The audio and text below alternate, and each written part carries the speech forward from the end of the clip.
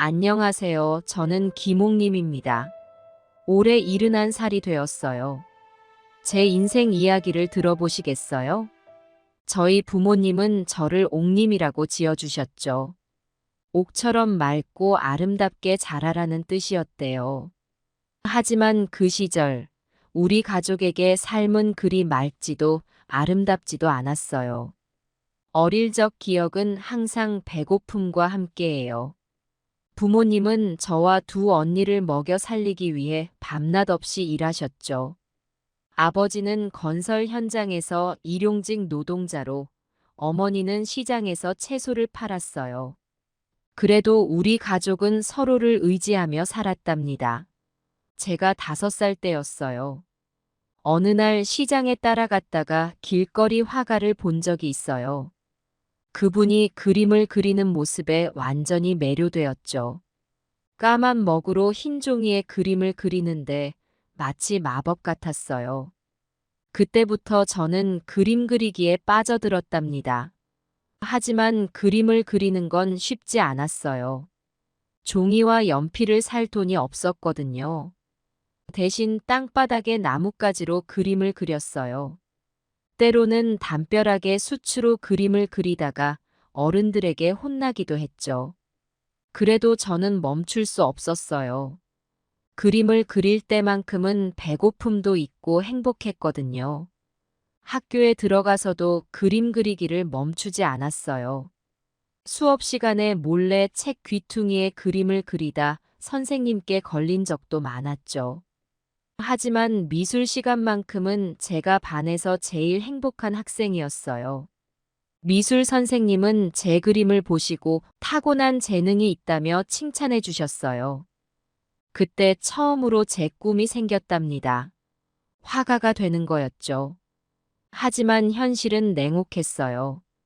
중학교를 졸업하자마자 저는 일을 해야 했어요. 가족들을 위해서요.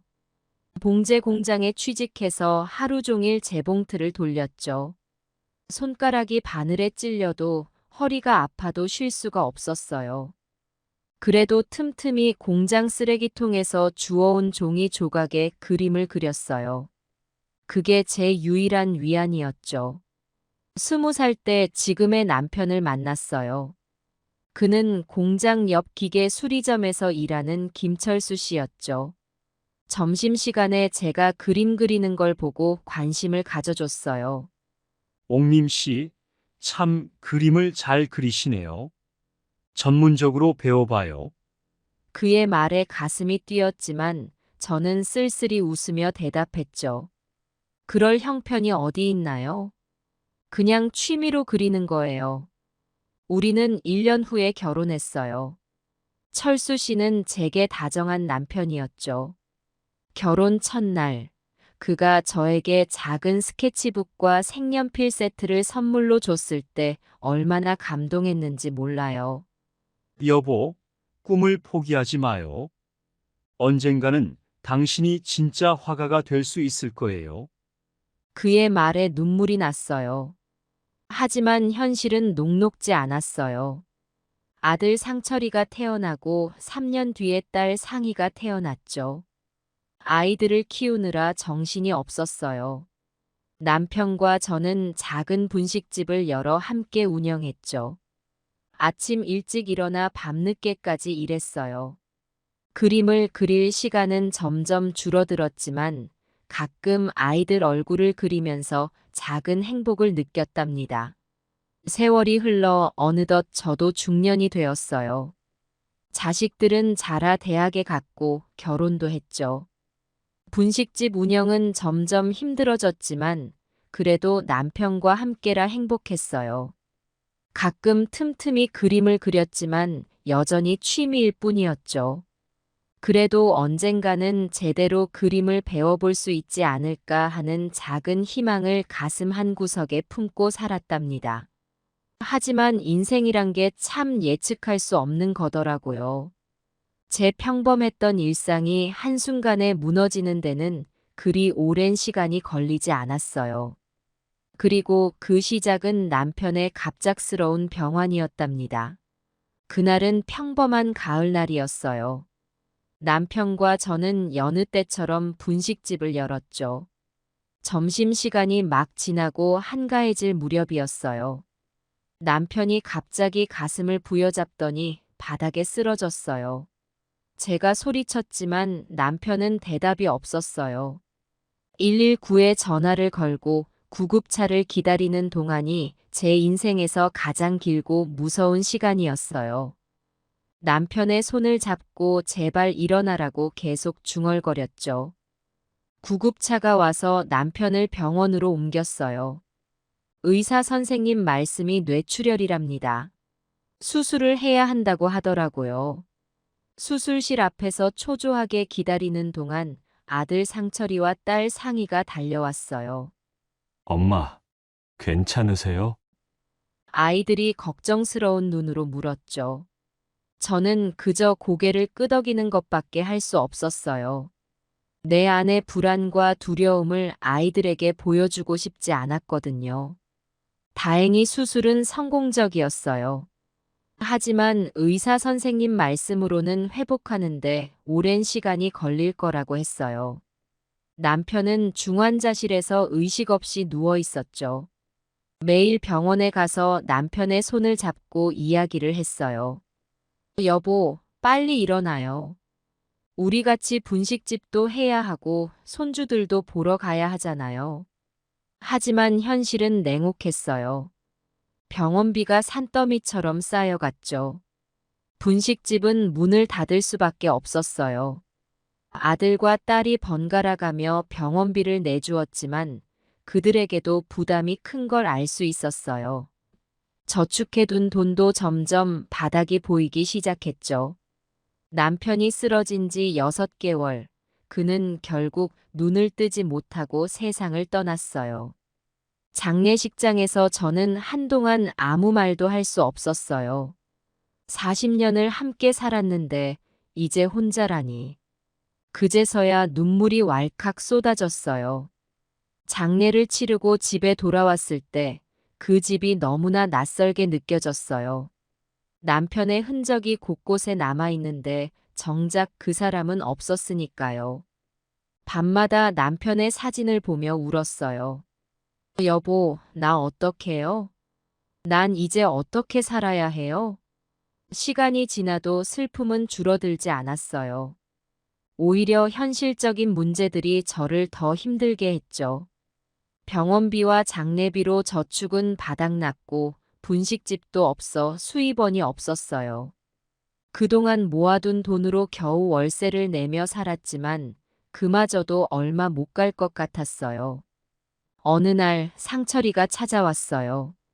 엄마, 우리 집에서 같이 사시는 게 어때요? 혼자 계시기엔 너무 위험할 것 같아요. 처음엔 고마웠어요. 하지만 곧 현실을 직시하게 되었죠. 내가 자식들에게 짐이 되는 건 아닌지, 그들의 삶에 방해가 되는 건 아닌지 걱정되기 시작했어요. 그렇게 저의 새로운 삶이 시작되었습니다. 앞으로 어떤 일들이 기다리고 있을지 그때는 전혀 알 수 없었죠. 결국 저는 상철이의 제안을 받아들였어요. 평생 살아온 집을 떠나는 날, 마지막으로 방 안을 둘러보며 눈물을 흘렸죠. 모든 게 추억이었어요. 하지만 이제는 새로운 삶을 시작해야 했죠. 상철이 가족은 서울 변두리의 아파트에 살고 있었어요. 30평대 아파트였지만 제게는 궁전 같았죠. 상철이가 짐을 들어주며 말했어요. 엄마, 이제 여기가 엄마 집이에요. 편하게 지내세요. 며느리도 환하게 웃으며 맞아주었고 손주 민국이는 제 손을 잡고 좋아했어요. 처음 며칠은 정말 좋았어요. 오랜만에 가족들과 함께 식사도 하고 TV도 보며 웃고 떠들었죠. 며느리는 매일 아침 제게 영양식을 해주었고 민국이는 학교 다녀와서 항상 저를 부르며 달려와 안겼어요. 이렇게 살면 된다고 생각했죠. 하지만 시간이 지날수록 불편한 점들이 하나둘씩 눈에 띄기 시작했어요. 제 방은 따로 없었기에 거실 한켠에 있는 작은 공간을 써야 했죠. 밤에 화장실에 가려면 민국이 방을 지나가야 해서 소리나지 않게 조심조심 다녀야 했어요. 한 달쯤 지났을 때 며느리의 태도가 조금씩 변하기 시작했어요. 어느 날 아침 제가 일어나 주방에 가려는데 며느리가 말했어요. 어머니, 제가 아침 준비할 테니 거실에서 쉬고 계세요. 친절한 말투였지만 왠지 주방에 들어오지 말라는 뜻 같았어요. 점점 더 그런 일들이 많아졌어요. 제가 빨래를 개려고 하면 어머니, 그런 거 제가 할게요. 손 아프시잖아요. 라고 하고 청소를 하려 해도 어머니, 쉬세요. 제가 할게요.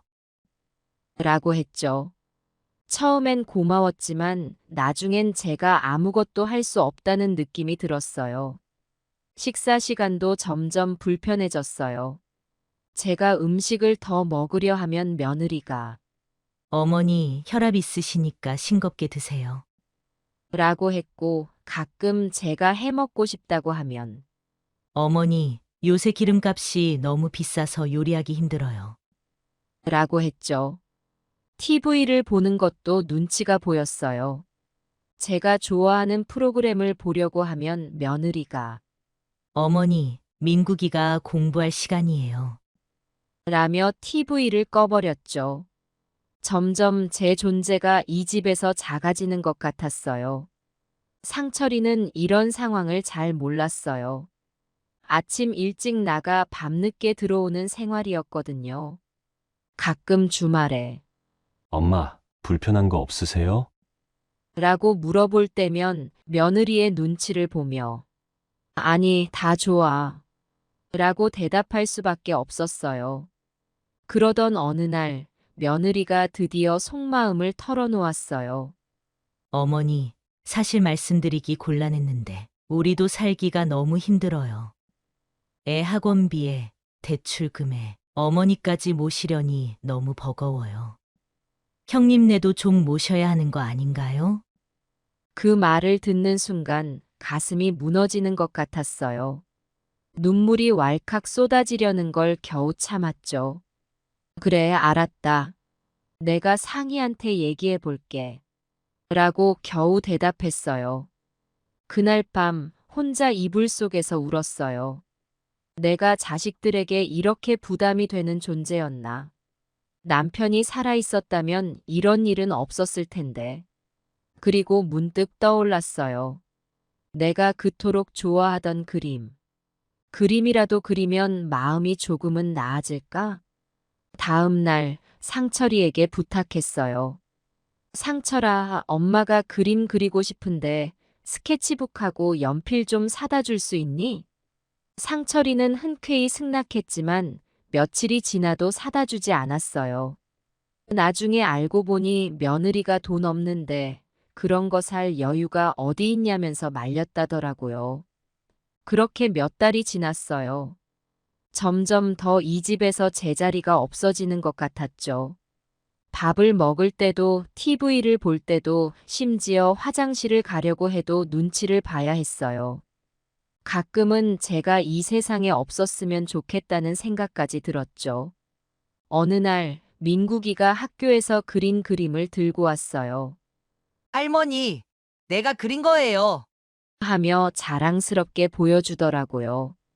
그런데 며느리가 그 그림을 보더니 인상을 찌푸렸어요. 어휴, 이게 뭐야? 엉망진창이네.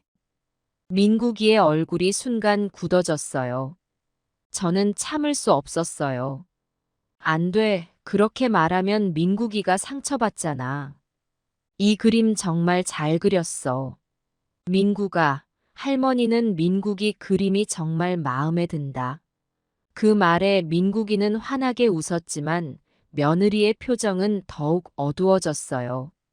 그날 밤 아들과 며느리가 싸우는 소리가 들렸어요. 여보, 이제 정말 못 참겠어. 매일매일이 지옥 같아. 집에 들어오는 것조차 스트레스라고. 어떻게 이렇게 살아야 하는 거야? 우리 가족만의 평화로운 삶은 이제 꿈도 꿀 수 없는 건가? 왜 그래? 무슨 일 있었어? 갑자기 왜 이렇게 흥분하는 거야? 차분히 이야기해봐.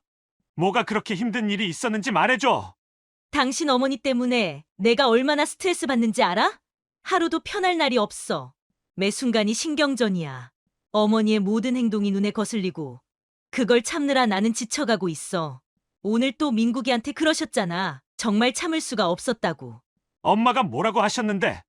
그렇게 화낼 정도로 심각한 일이었어? 엄마가 민국이한테 뭐라고 말씀하셨길래 그렇게 화가 난 거야?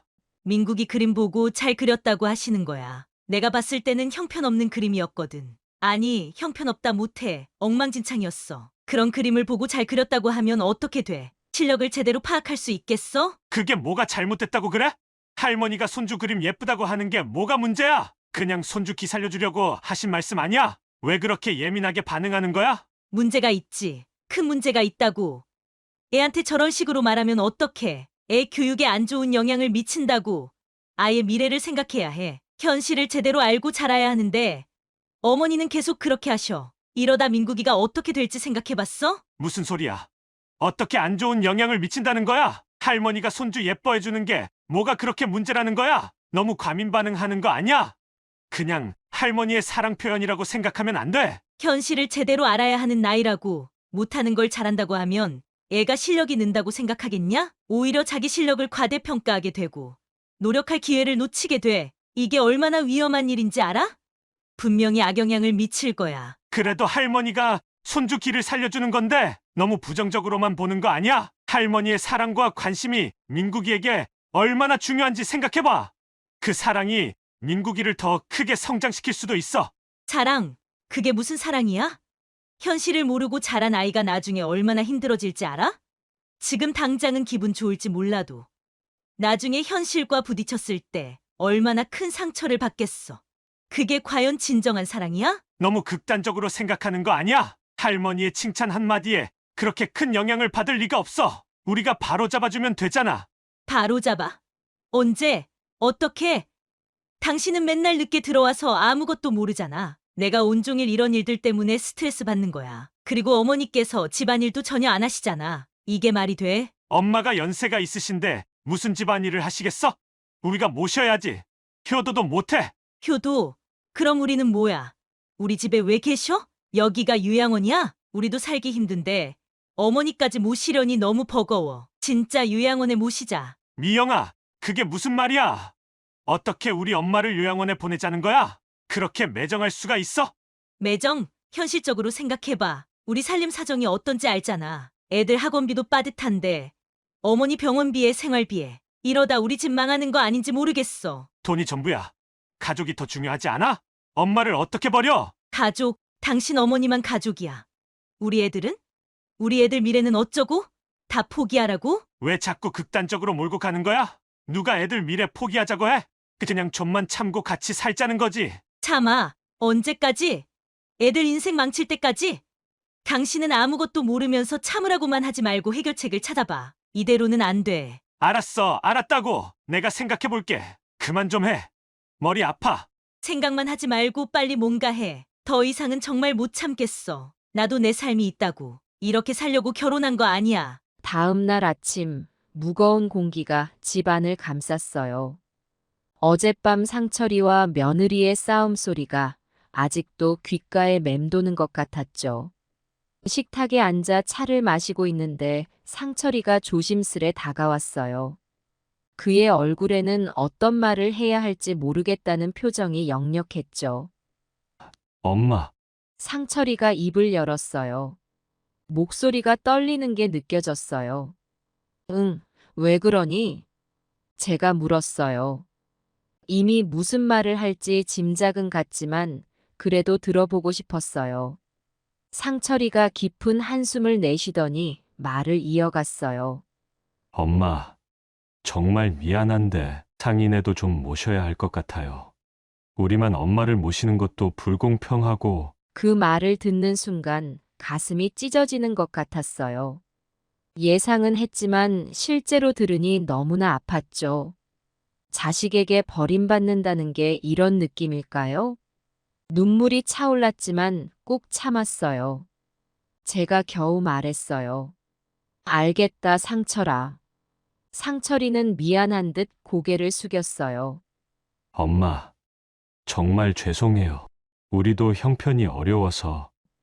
그의 말을 듣고 있자니 문득 깨달음이 왔어요.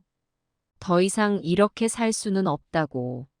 자식들에게 짐이 되기보다는 차라리 혼자 사는 게 나을 것 같다는 생각이 들었죠.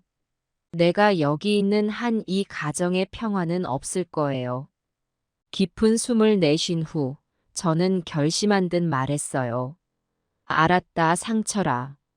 내가 상희한테 연락해 볼게. 걱정하지 마. 상철이는 놀란 듯 고개를 들었어요. 엄마, 그게 무슨... 괜찮아, 엄마가 알아서 할게. 너희 인생도 있고 나도 내 인생이 있잖니.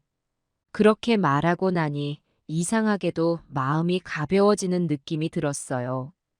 오랫동안 무거운 짐을 지고 있다가 내려놓은 것 같았죠. 저는 짐을 싸기 시작했어요. 이번엔 어디로 가야 할지, 앞으로 어떻게 살아야 할지 막막했지만 그래도 이곳을 떠나야 한다는 생각뿐이었죠. 옷가지들을 정리하면서 지난 시간들이 주마등처럼 스쳐 지나갔어요. 이 집에 처음 왔을 때의 설렘, 손주들과 보냈던 행복한 시간들, 그리고 점점 늘어가는 불편한 순간들. 모든 것이 꿈만 같았어요. 짐을 싸면서 문득 남편 생각이 났어요. 여보, 당신이 살아있었다면 이런 일은 없었겠죠? 하고 중얼거렸어요. 눈물이 또 차올랐지만 이번엔 참지 않았어요. 흐르는 대로 두었죠. 이제 제 인생의 또 다른 장이 시작되려 하고 있었습니다. 두렵기도 하고 설레기도 해요. 어떤 일들이 기다리고 있을지 모르지만 이제는 제 인생을 제가 책임지고 살아가야 한다는 걸 알았어요. 상철이네를 떠나는 날 가슴이 무거웠어요. 손주 민국이가 할머니, 어디 가요? 금방 오실 거죠? 라고 물을 때는 눈물이 날 것 같았죠. 그래, 할머니 금방 돌아올 거야. 라고 대답했지만 사실 저도 언제 돌아올 수 있을지 알 수 없었어요. 상인애는 경기도 용인에 있는 아파트에 살고 있었어요. 서울에서 1시간 넘게 걸리는 거리였죠. 차를 타고 가면서 걱정이 됐어요. 상희가 나를 받아줄까? 사위는 어떨까? 손주들은 나를 좋아해 줄까? 도착해서 초인종을 눌렀을 때 상희가 문을 열어줬어요. 엄마, 오셨어요? 반갑게 맞아주는 듯 했지만 어딘가 어색한 느낌이 들었죠. 사위는 TV를 보다가 고개만 살짝 돌려 인사했어요. 장모님, 오셨습니까? 상인애는 25평 아파트에 살고 있었어요. 방은 3개였는데 하나는 상해 부부의 방, 다른 하나는 중학생 손녀 수진이의 방, 그리고 마지막 하나는 초등학생 손자 준호의 방이었죠. 제가 들어갈 자리는 없어 보였어요. 상희가 말했어요. 엄마, 죄송해요. 방이 없어서. 거실에 있는 소파베드를 써주세요. 소파베드. 그래도 어쩔 수 없다고 생각했어요. 짐을 풀면서 이곳에서의 새로운 생활을 시작했죠. 첫날 밤 잠을 이루기 어려웠어요. 거실이다 보니 화장실 가는 소리, 부엌에서 물 마시는 소리 모두 다 들렸거든요. 게다가 소파베드가 너무 딱딱해서 허리가 아팠어요. 하지만 불평할 수는 없었죠. 이미 신세를 지고 있는 처지니까요. 다음 날 아침 일찍 일어나 아침 식사 준비를 하려고 했어요. 하지만 상희가 말리더라고요. 엄마, 그냥 쉬세요. 제가 할게요. 뭔가 할 일이 있어야 할 것 같아. 그럼 내가 설거지라도 할게. 라고 했더니 사위가 불편한 표정을 지으며 장모님, 그냥 쉬세요. 우리가 다 알아서 할 테니까요. 라고 하더라고요. 며칠이 지나면서 점점 더 불편한 상황들이 생기기 시작했어요. 손녀 수진이는 제가 거실에 있어서 친구들을 데려오지 못한다며 불평했고, 손자 준호는 제가 TV를 보고 있으면 자기가 보고 싶은 만화를 못 본다고 투덜거렸죠. 한 번은 수진이의 시험 기간이었는데 밤에 제가 화장실에 가려고 일어났다가 마루 바닥이 삐걱거리는 소리에 수진이가 짜증을 냈어요. 할머니, 시험 기간이라고 했잖아요. 조용히 좀 해주세요. 그 말에 너무 마음이 아팠지만 미안해. 할머니가 조심할게. 라고 말할 수밖에 없었어요. 사위는 점점 더 노골적으로 불편한 기색을 보였어요. 제가 있을 때면 한숨을 쉬거나 인상을 찌푸리곤 했죠. 한 번은 제가 실수로 그릇을 깼는데 사위가 화를 내며 말했어요. 장모님, 조심 좀 하세요. 그릇이 돈인 줄 아세요? 상인은 처음엔 저를 감싸주려고 노력했지만 점점 지쳐가는 게 보였어요. 어느 날 상희가 조심스럽게 말을 꺼냈어요. 엄마, 우리도 살기가 너무 힘들어요. 애들 학원비도 벅차고, 집 대출금도 갚아야 하고, 조금만 참으세요. 그 말을 듣는 순간 가슴이 찢어지는 것 같았어요. 내가 이렇게 큰 부담이 되는 존재였나. 그날 밤 베개를 껴안고 소리 없이 울었어요. 남편이 살아있었다면 이런 일은 없었을 텐데. 시간이 지날수록 집 안 분위기는 더욱 험악해졌어요. 사소한 일로 다툼이 일어나곤 했죠. 한 번은 제가 김치찌개를 끓였는데 사위가 맛이 없다며 화를 냈어요. 장모님, 이런 음식을 도대체 어떻게 먹으라는 거예요? 아무리 생각해도 이건 너무하잖아요. 장이야, 너희 엄마 요리 실력이 이 정도였어? 이런 맛없는 음식을 준비하신다고? 이건 너무 짜고, 저건 너무 싱겁고, 심지어 고기는 탄 맛이 나는데 정말 이해가 안 돼. 장모님이 원래 이렇게 요리를 못 하셨어? 아니면 오늘 무슨 특별한 이유라도 있는 거야? 차라리 우리가 사 먹는 게 나을 뻔했어. 매번 이렇게 먹을 순 없잖아. 오늘 하루만 그런 거라면 내가 참겠는데 앞으로도 계속 이러면 정말 곤란해. 솔직히 이 정도면 요리라고 할 수가 없어. 왜 이렇게 하신 거야? 평소에는 안 그러셨을 텐데. 장이야, 너희 엄마가 진짜 이 정도밖에 안 돼. 뭐라도 변명 좀 해봐. 나 진짜 힘들어. 상인은 그저 고개를 숙이고 있었고 저는 너무 서러워서 눈물만 흘렸어요. 그날 이후로 저는 부엌에 들어가는 것조차 두려워졌어요. 어느 날 우연히 딸과 사위의 대화를 엿듣게 되었어요. 여보, 언제까지 이렇게 살 거야? 장모님을 요양원에 모시는 게 어때? 그래도 엄마인데, 지금 우리 생활이 너무 힘들잖아. 장모님이랑 같이 살면서 우리 아이들도 신경 써야 하고 나도 직장 생활하면서 너무 지쳤어. 요양원에 모시면 전문적으로 돌봐주니까 장모님도 더 편하실 거야. 엄마를 어떻게 요양원에 모실 수 있어? 엄마는 우리랑 같이 있는 게 좋다고 하셨잖아. 엄마를 그렇게 멀리 보내면 나중에 후회할 것 같아. 여보, 감정적으로 생각하지 말고 현실적으로 생각해봐. 장모님도 연로하시고 우리 둘 다 직장 때문에 바쁘잖아. 우리도 조금 더 자유롭고 안정된 생활을 해야 하지 않겠어? 요양원은 장모님을 더 잘 돌봐드릴 수 있어. 그래도 엄마가 싫어하실 거야. 요양원에 가는 걸 너무 두려워하실 거야. 어릴 적부터 엄마랑 함께 살았는데 이제 와서 엄마를 떠나보내는 건 너무 가혹한 것 같아. 장이야, 우리 장모님이 조금 더 안정을 찾으셔야 해. 요양원에서는 의료진이 상주하고 있고 필요한 도움을 즉각적으로 받을 수 있잖아. 지금 우리가 장모님을 잘 돌봐드리지 못하는 것보다 훨씬 나아. 장모님도 편안하게 지내실 수 있을 거야. 난 정말 엄마를 요양원에 보내고 싶지 않아. 엄마가 지금 우리랑 같이 사는 게 좋다고 생각해. 우리 조금만 더 노력해보자. 응? 나도 장모님을 좋아하지만 지금 우리 가족의 행복도 중요해. 장모님을 요양원에 모시는 건 장모님을 버리는 게 아니라 더 좋은 환경에서 지내시게 하는 거야. 장모님이 더 안정적이고 편안한 환경에서 지내시게 되면 우리도 마음이 놓일 거야. 장모님을 위해서라도 최선의 선택을 해야 해. 아니면 실버타운 어때? 요즘 실버타운 좋다고 소문났잖아. 시설도 좋고 다양한 프로그램도 많고 무엇보다 어르신들이 편안하게 지내실 수 있는 곳이잖아. 실버타운. 실버타운은 아무나 가는 줄 알아? 돈이 많아야 해. 우리 형편에 실버타운에 모시는 게 가능하다고 생각해? 비용도 어마어마할 텐데. 상희야, 실버타운이 얼마인지는 모르겠지만 우리 조금만 더 노력하면 할 수 있을 거야. 실버타운에 모시면 장모님도 외롭지 않으실 거고 비슷한 연배의 분들과 어울리면서 즐겁게 지내실 수 있을 거야.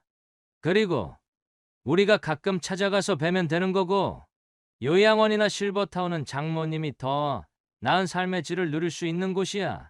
하지만 그래도 엄마가 그런 곳에서 잘 지내실 수 있을지 걱정돼. 엄마가 집에서 편하게 지내는 걸 더 좋아하실 것 같아. 그리고 엄마가 우리랑 같이 살고 싶어 하시잖아. 그걸 무시하고 보내는 건 너무 냉정한 것 같아. 나도 이해해.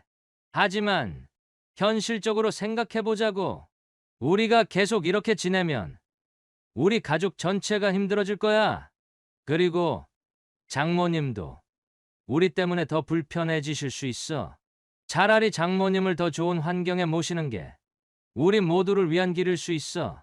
그래도 실버타운이나 요양원에 대해 엄마가 어떻게 생각하실지 모르겠어. 엄마가 그런 데 가는 걸 받아들이실까? 처음에는 어려우실 수도 있지만 장모님께서 적응하시면 분명히 더 편안하게 지내실 거야. 그리고 우리가 자주 찾아뵈면 장모님도 금방 적응하실 거야. 나도 힘들게 결심한 거지만 우리 가족 모두의 행복을 위해서 이 결정을 생각해보자. 응? 알겠어. 좀 더 생각해보고 엄마랑도 얘기해볼게. 하지만 꼭 엄마의 의견을 존중해야 해. 엄마가 원하지 않으신다면 강요할 수 없잖아. 그럼 물론이지. 장모님의 의견을 가장 중요하게 생각할 거야. 우리 가족이 행복해지기 위한 최선의 방법을 함께 찾자. 그래, 고마워. 우리 다 같이 잘 해결해보자. 안 되겠다. 실버타운 비용이 장난 아닌데? 우리가 이 돈이 어딨어? 너무 비싸잖아. 에이, 짜증나. 둘의 대화를 듣고 더 이상 이렇게 살 수는 없다고. 자식들에게 짐이 되느니 차라리 혼자 사는 게 낫겠다고 생각했습니다. 다음 날 아침, 저는 상희에게 말했어요. 상희야, 엄마가 너희에게 너무 큰 부담을 주고 있는 것 같아. 이제 엄마가 나가서 살려고 해. 상희는 놀란 표정을 지으며 엄마, 무슨 소리예요? 어디로 가실 건데요? 라고 물었어요. 걱정하지 마. 엄마가 알아서 할게. 너희 인생도 있고 나도 내 인생이 있잖아. 제 말에 상희는 눈물을 글썽이며 저를 불렀지만 저는 이미 마음을 굳혔어요. 짐을 싸는 동안 많은 생각이 들었어요. 내가 자식들을 위해 평생을 바쳤는데 왜 이렇게 됐을까? 나는 앞으로 어떻게 살아야 할까? 하지만 한편으로는 이상하게 마음이 가벼워지는 느낌도 들었어요. 이제는 내 인생을 살아야 할 때라는 생각이 들었거든요. 떠나는 날 손주들이 울면서 저를 붙잡았어요. 할머니, 가지 마세요.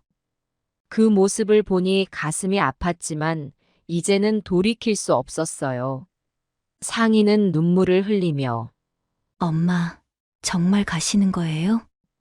라고 물었고 저는 고개를 끄덕였어요.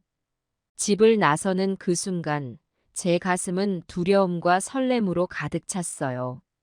71년 동안 살아오면서 이렇게 막막했던 적이 있었나 싶었죠. 손에 든 것이라곤 작은 가방 하나뿐이었어요. 그 안에는 옷 몇 벌과 남편과 찍은 사진 한 장, 그리고 오래전에 샀던 스케치북과 연필이 전부였죠. 서울로 돌아와 처음 한 일은 잠자리를 찾는 거였어요. 돈이 없으니 선택의 여지가 없었죠. 결국 찾은 곳이 월세 20만 원짜리 쪽방이었어요. 제가 평생 살았던 동네 근처였지만 이런 곳이 있었는지 몰랐어요. 쪽방촌에 들어서는 순간 눈물이 났어요. 좁은 골목, 낡은 건물들. 이게 정말 내가 살 곳인가 싶었죠. 방을 보고는 더 놀랐어요. 겨우 3평 남짓한 공간에 낡은 싱크대 하나, 작은 화장실이 전부였어요. 창문도 없어서 숨이 막힐 것 같았죠. 짐을 풀면서 눈물이 멈추지 않았어요. 어떻게 이렇게 됐을까? 내가 뭘 그리 잘못했나? 자식들을 원망하다가도 이내 제 자신을 탓했어요. 내가 무능해서, 내가 돈을 못 벌어서 이렇게 된 거라고요. 첫날 밤은 정말 힘들었어요. 낯선 소음, 퀴퀴한 냄새, 딱딱한 바닥. 잠을 이룰 수가 없었죠. 한밤중에 갑자기 옆방에서 누군가 고함을 지르는 소리에 깜짝 놀라 일어났어요. 무서워서 밤새 잠을 못 이뤘죠. 다음 날 주민센터에 가서 기초생활수급자 신청을 했어요. 공무원이 저를 측은한 눈으로 바라보더라고요. 자녀분들은 안 계신가요? 그 말에 또 눈물이 났어요. 자식들 있어요. 하지만 이제 남은 건 저 혼자뿐이에요. 매일 아침 일어나면 현실을 직시하는 게 너무 힘들었어요. 좁은 방, 나 혼자. 그래도 살아야 했기에 하루하루를 버텼죠. 동네 복지관에 가서 무료 급식을 받아 먹고 가끔은 공원에 가서 벤치에 앉아 하루를 보내기도 했어요. 밤이 되면 외로움이 절 덮쳤어요. TV도 없고 라디오도 없어서 정말 적막했죠. 그럴 때마다 스케치북을 꺼내 그림을 그렸어요. 남편의 얼굴, 자식들이 어렸을 때의 모습, 옛날 우리 집. 그림을 그리면서 눈물을 흘렸죠. 한 달이 지나고 기초생활수급비가 나왔어요. 50만 원. 월세 20만 원 내고 나면 30만 원으로 한 달을 살아야 했죠. 매 끼니를 걱정해야 했고 약을 사려면 며칠을 굶어야 했어요. 가장 힘든 건 아플 때였어요. 어느 날 밤 갑자기 가슴이 너무 아파서 죽을 것 같았어요. 하지만 119를 부를 엄두도 나지 않았죠. 병원비가 무서워서요. 그냥 아픈 채로 밤을 지새웠어요. 그때 정말 서러웠어요. 내가 이렇게 죽어도 아무도 모르겠구나. 자식들 생각이 안 날 날이 없었어요. 보고 싶어서 그리워서 미치겠는데 연락할 수가 없었죠. 내가 먼저 연락하면 또 부담을 줄까봐. 그래서 그냥 참았어요. 가끔 길에서 손주들 또래의 아이들을 보면 가슴이 미어졌어요. 하루는 우연히 거울을 보다가 깜짝 놀랐어요. 언제 이렇게 늙었나. 머리는 하얗게 새어 있고 주름은 깊어져 있었죠. 그제서야 실감이 났어요. 나는 이제 정말 늙은 할머니구나. 이 현실을 받아들이기가 너무 힘들었어요. 마음 한구석이 무너져 내리는 것 같았죠. 하지만 동시에 이상한 해방감도 느껴졌어요. 더 이상 잃을 게 없다는 생각이 들었거든요. 그날 밤 잠을 이루지 못하고 뒤척이다 문득 떠올랐어요. 그림. 그래요, 내가 그토록 좋아하던 그림. 젊었을 때 그렇게 그리고 싶어 했던 그림. 지금이라도 늦지 않았을까?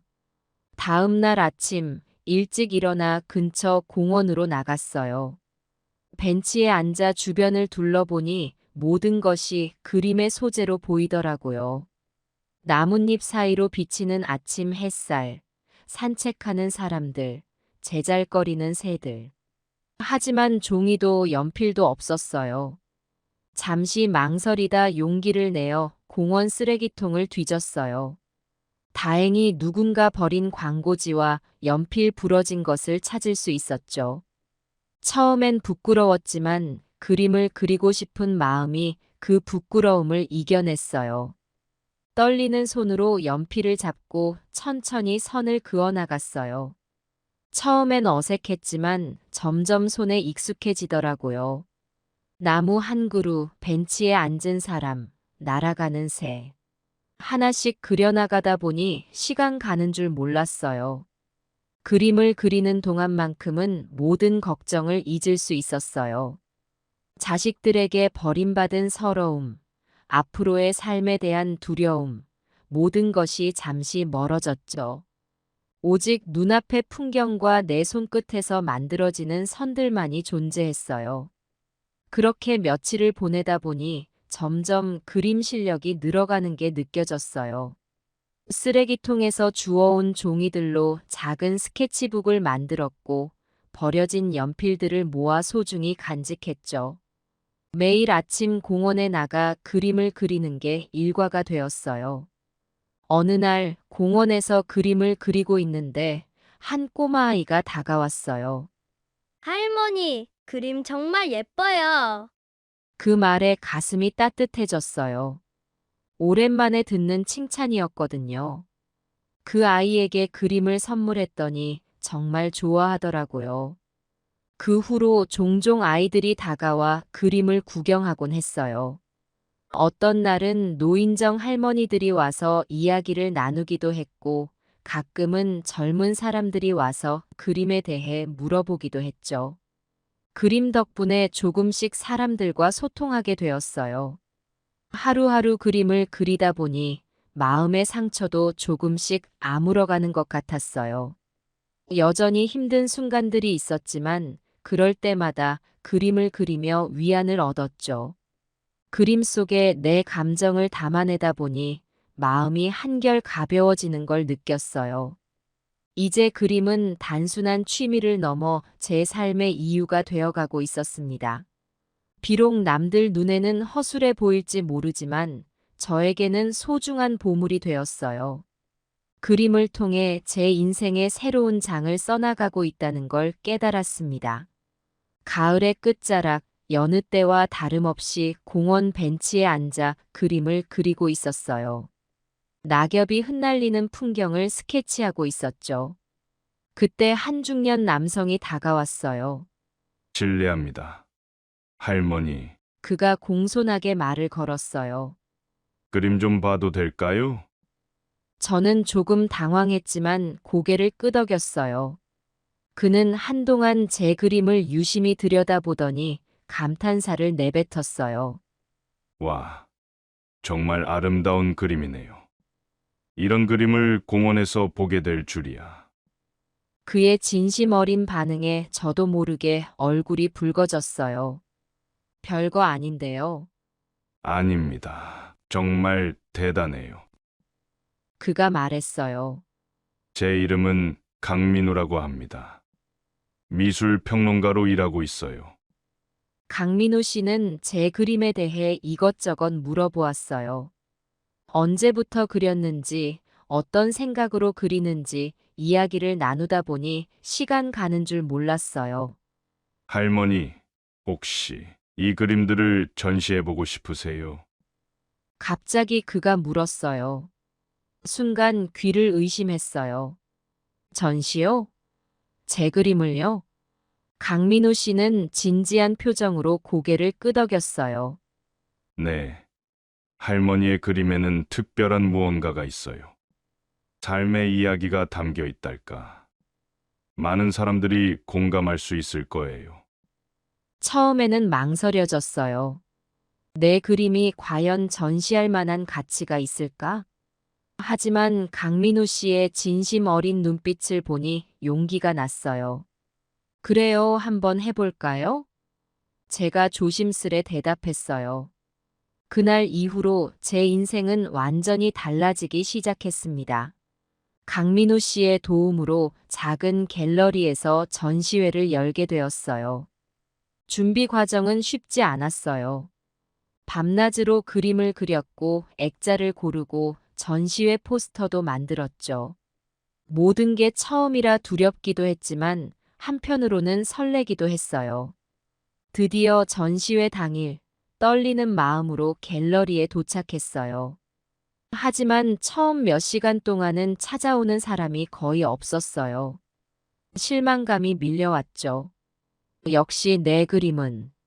그때 한 젊은 여성이 들어왔어요.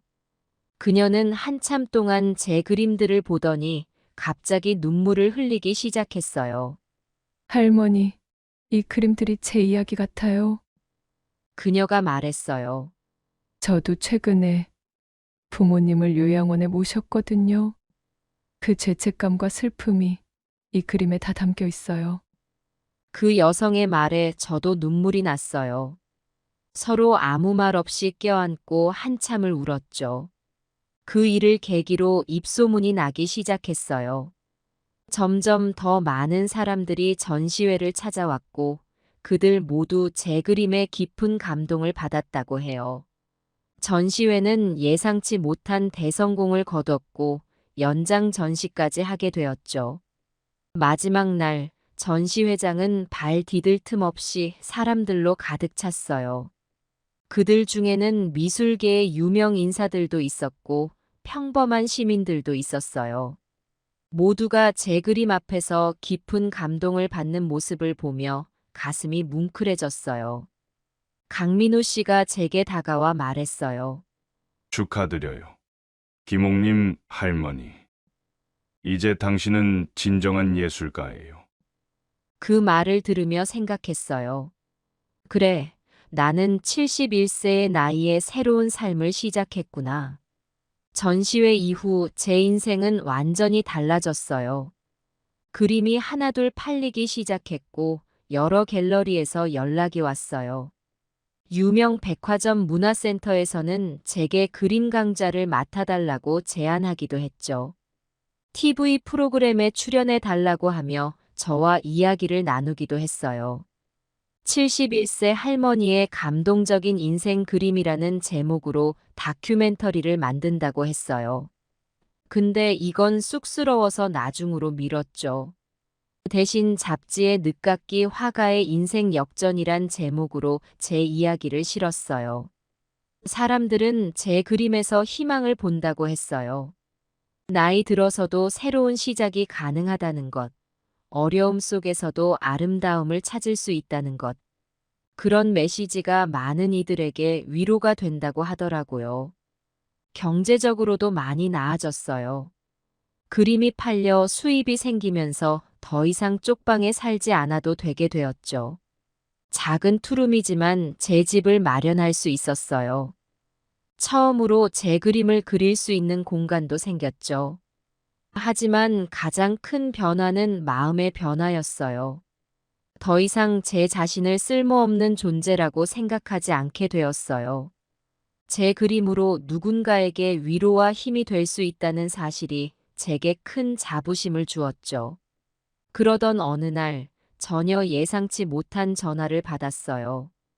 발신자 표시를 보는 순간 심장이 쿵 내려앉는 것 같았죠. 아들 상철이었어요. 얼마나 오랜만에 연락인지. 떨리는 손으로 전화를 받았어요. 여보세요? 제 목소리가 떨리고 있었어요. 엄마, 저예요. 상철이에요. 아들의 목소리도 떨리고 있었어요. 잠시 침묵이 흘렀죠. 서로 무슨 말을 해야 할지 모르는 듯 했어요. 잡지에서 엄마 이야기를 봤어요. 상철이가 먼저 입을 열었어요. 너무 죄송해요. 우리가 엄마를 이해하지 못했어요. 엄마가 얼마나 힘들게 살아오셨는지, 우리가 얼마나 큰 상처를 드렸는지 이제야 알았어요. 그 말을 듣는 순간 눈물이 왈칵 쏟아졌어요. 오랫동안 참아왔던 감정이 한꺼번에 터져나왔죠. 기쁨, 슬픔, 그리움, 서운함. 모든 감정이 뒤섞여 있었어요. 한동안 아무 말도 할 수 없었어요. 그저 흐느낄 뿐이었죠. 엄마, 울지 마세요. 상철이의 목소리에도 눈물이 묻어 있었어요. 제가 잘못했어요. 우리가 엄마를 버린 거나 다름없었죠. 이제 와서 이런 말을 해도 늦었다는 거 알아요. 그래도 우리 한 번만 더 기회를 주세요. 이제는 제대로 모시고 싶어요. 상철이의 말에 잠시 망설였어요. 과연 다시 시작할 수 있을까? 예전의 아픔을 극복하고 새로운 관계를 만들 수 있을까? 온갖 생각이 머릿속을 스쳐 지나갔어요. 하지만 이내 대답했죠. 그래, 상철아. 우리 다시 시작해보자. 엄마도 미안해. 너희에게 짐이 되기 싫어서 그렇게 떠났던 거야. 하지만 이제는 달라. 엄마도 이제 당당하게 너희 앞에 설 수 있을 것 같아. 엄마, 상철이가 흐느끼며 말했어요. 정말 감사해요. 이제부터 제대로 효도할게요. 약속드릴게요. 그렇게 가족과의 관계도 조금씩 회복되기 시작했어요. 상철이와의 통화 이후 딸 상희도 연락해 왔어요. 상희도 잡지를 보고 연락했다고 하더라고요. 처음에는 어색했지만 시간이 지나면서 점점 편안해졌어요. 손주들도 할머니를 자랑스러워한다며 찾아왔죠. 할머니, 우리 반 친구들이 할머니 얘기를 하더라고요. 너무 멋있대요. 손주들의 말에 가슴이 뭉클해졌어요.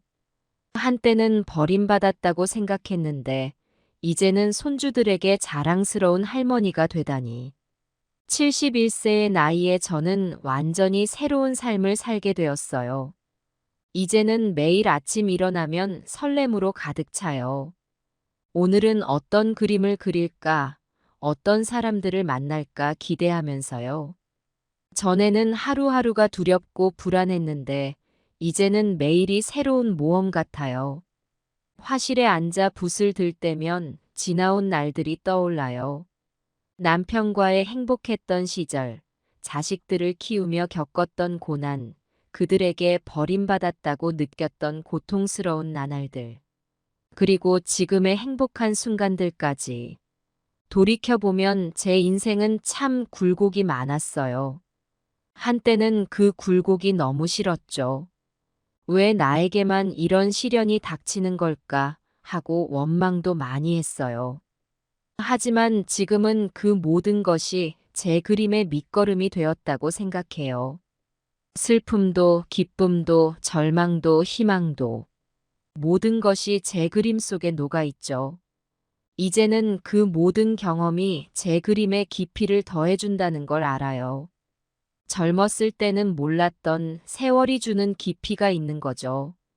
그래서 저는 제 나이가 자랑스러워요. 71년의 세월이 만들어낸 이야기를 그림으로 표현할 수 있으니까요. 전시회를 할 때면 많은 사람들이 제게 와서 이야기를 해요. 할머니 그림을 보고 용기를 얻었어요. 저도 다시 시작할 수 있을 것 같아요. 그럴 때마다 가슴이 뭉클해져요. 제 그림이 누군가에게 위로가 되고 힘이 된다는 사실이 너무나 감사하죠. 이제 저는 많은 사람들에게 이렇게 말해요. 여러분, 절대 포기하지 마세요. 인생은 우리에게 언제나 새로운 기회를 줍니다. 저를 보세요. 71세의 나이에 저는 제2의 인생을 시작했어요. 여러분도 할 수 있어요. 나이는 숫자에 불과해요.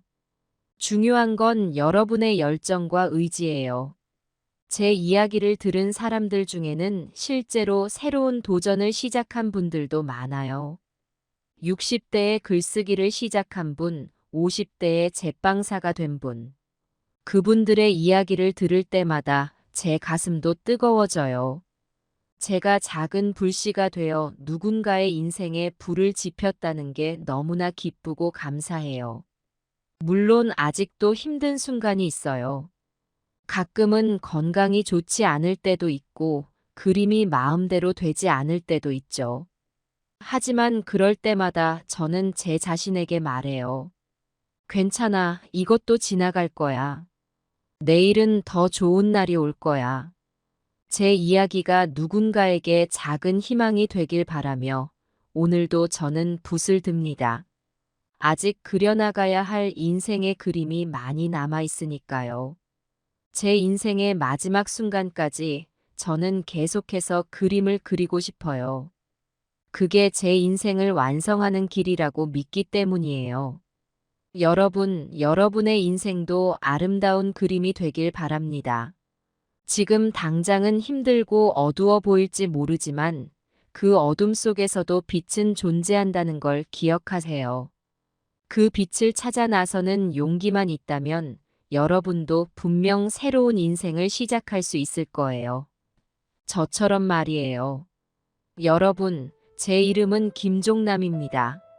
올해로 75살이 되었습니다. 제 인생이 어떻게 지금에 이르게 되었는지 그 이야기를 들려드리고 싶습니다.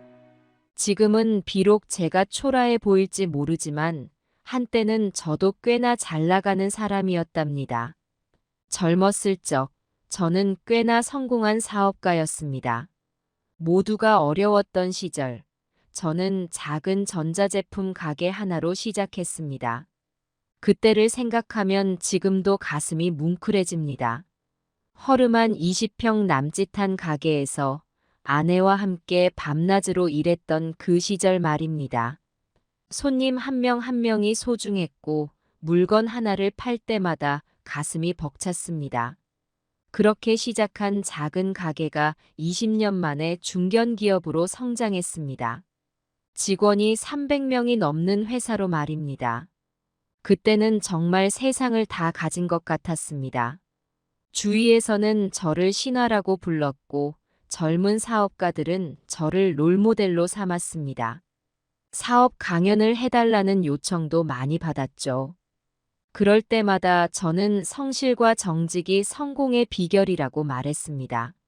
정말 그렇게 믿었거든요. 아내와 두 아이 명호와 명순이와 함께 강남에 큰 집을 사서 살았습니다. 400평 대지에 지은 200평 양옥집이었죠. 지금도 그 집을 생각하면 가슴이 아픕니다. 넓은 정원에서 아이들이 뛰어놀던 모습, 여름밤에 가족들과 함께 별을 보며 이야기를 나누던 시간들. 그때는 그 행복이 영원할 줄 알았습니다. 주말이면 골프를 치러 가곤 했습니다. 처음에는 사업상 필요해서 시작했지만 나중에는 제 취미가 되었죠. 휴가 때는 온 가족이 해외여행을 다녔습니다. 하와이, 유럽, 호주. 세계 곳곳을 다니며 가족과 추억을 쌓았습니다. 지금 생각해보면 그때가 제 인생의 절정이었던 것 같습니다. 자식들에겐 최고의 교육을 시켰습니다. 명호는 외국 유학까지 보냈고 명순이는 음악을 전공하게 해주었죠. 용돈도 넉넉히 주었습니다. 그때는 그것이 부모의 사랑을 표현하는 방법이라고 생각했으니까요. 자식들이 원하는 것은 무엇이든 다 해주려 했습니다. 그러나 지금 생각해보면 그때 이미 문제가 시작되고 있었던 것 같습니다. 사업에 빠져 가족과 함께하는 시간이 점점 줄어들었거든요. 아이들 학예회나 운동회에 가본 적이 몇 번이나 되었을까요? 기억도 잘 나지 않습니다. 아내의 생일도 가끔 잊어버렸죠. 그때마다 아내는 서운해하면서도 이해해 주려 했습니다. 당신이 바쁜 건 알아요. 우리 가족을 위해서 그러는 거니까요. 그 말을 들을 때마다 마음이 아팠지만 그래도 사업에 매진했습니다. 조금만 더 열심히 하면 가족들에게 더 좋은 것을 해줄 수 있을 거라고 자신을 위로하면서 말이죠. 명호가 대학에 입학할 때였습니다. 아들놈 등록금을 낼 겸 은행에 갔다가 우연히 동창 친구를 만났습니다. 그 친구도 아들 등록금을 내러 왔더군요. 우리는 가까운 찻집에 앉아 이야기를 나눴습니다. 그때 친구가 한 말이 지금도 귓가에 맴돕니다. 야, 종남아, 너 요즘 애들이랑 얼마나 대화해? 친구가 물었습니다. 글쎄, 바빠서 잘 못하는데. 제가 대답했죠. 솔직히 그때는 그 질문의 의미를 제대로 이해하지 못했습니다. 조심해라. 나도 그랬다가 큰 코 다쳤어. 애들이 어느새 다 커서 아버지 필요 없다고 하더라고. 돈만 줘봐라. 그게 다야. 그때는 그저 한 귀로 듣고 흘려버렸습니다. 내 자식들은 그럴 리 없다고. 우리 가족은 다르다고 생각했으니까요. 친구의 말을 무시하고. 우리 애들은 안 그래. 내가 잘 키웠어. 라고 말했던 기억이 납니다. 하지만 세월이 지나고 보니 그때 그 친구의 말을 새겨들었어야 했습니다. 그 말 한마디가 제 미래를 예언하고 있었던 거죠. 그렇게 세월이 흘러갔습니다. 회사는 더욱 성장했고 저의 명성도 높아졌습니다. 하지만 그 이면에는 점점 멀어져가는 가족이 있었습니다. 아내는 점점 말수가 줄어들었고 자식들은 어느새 제 곁을 떠나 자신들만의 삶을 살아가고 있었습니다.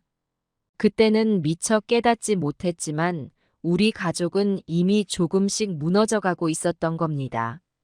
제 인생의 전환점은 50대 중반에 찾아왔습니다. 그때까지만 해도 저는 제 인생이 순탄하게 흘러갈 거라고 믿었습니다. 하지만 운명이란 것이 얼마나 무서운지 그때 처음으로 깨달았죠. 어느 날 저의 오랜 친구이자 사업 파트너인 박상철이 찾아왔습니다. 우리는 대학 동기로 20년 넘게 동고동락하며 사업을 함께 해왔습니다. 그는 제게 있어 친구 이상의 존재였습니다. 형제나 다름없었죠. 종남아, 나 좀 도와줘야겠어. 큰 사업을 준비 중인데. 자금이 좀 필요해. 박상철의 목소리에는 흥분이 가득했습니다. 그는 새로운 기술을 개발 중이라며 신나게 설명했습니다. 인공지능을 이용한 혁신적인 제품이라고 했죠. 그의 설명을 들으면서 저도 덩달아 흥분되었습니다. 이거야말로 대박이 날 거라는 생각이 들었습니다. 얼마나 필요한데? 50억만 있으면 돼. 6개월만 있으면 10배로 불려줄게. 50억이라는 거금이었습니다. 하지만 저는 망설이지 않고 보증을 서주었습니다. 박상철과의 우정을 믿었고 그의 사업 수완을 믿었기 때문입니다. 게다가 그동안 우리가 함께 성공해온 경험들이 있었으니까요. 이번에도 틀림없이 성공할 거라고 확신했습니다. 그로부터 6개월 후 박상철에게서 전화가 왔습니다. 그의 목소리는 제가 알던 그 자신감 넘치는 목소리가 아니었습니다. 떨리는 목소리로 그가 말했습니다. 종남아, 미안하다. 사업이 실패했어.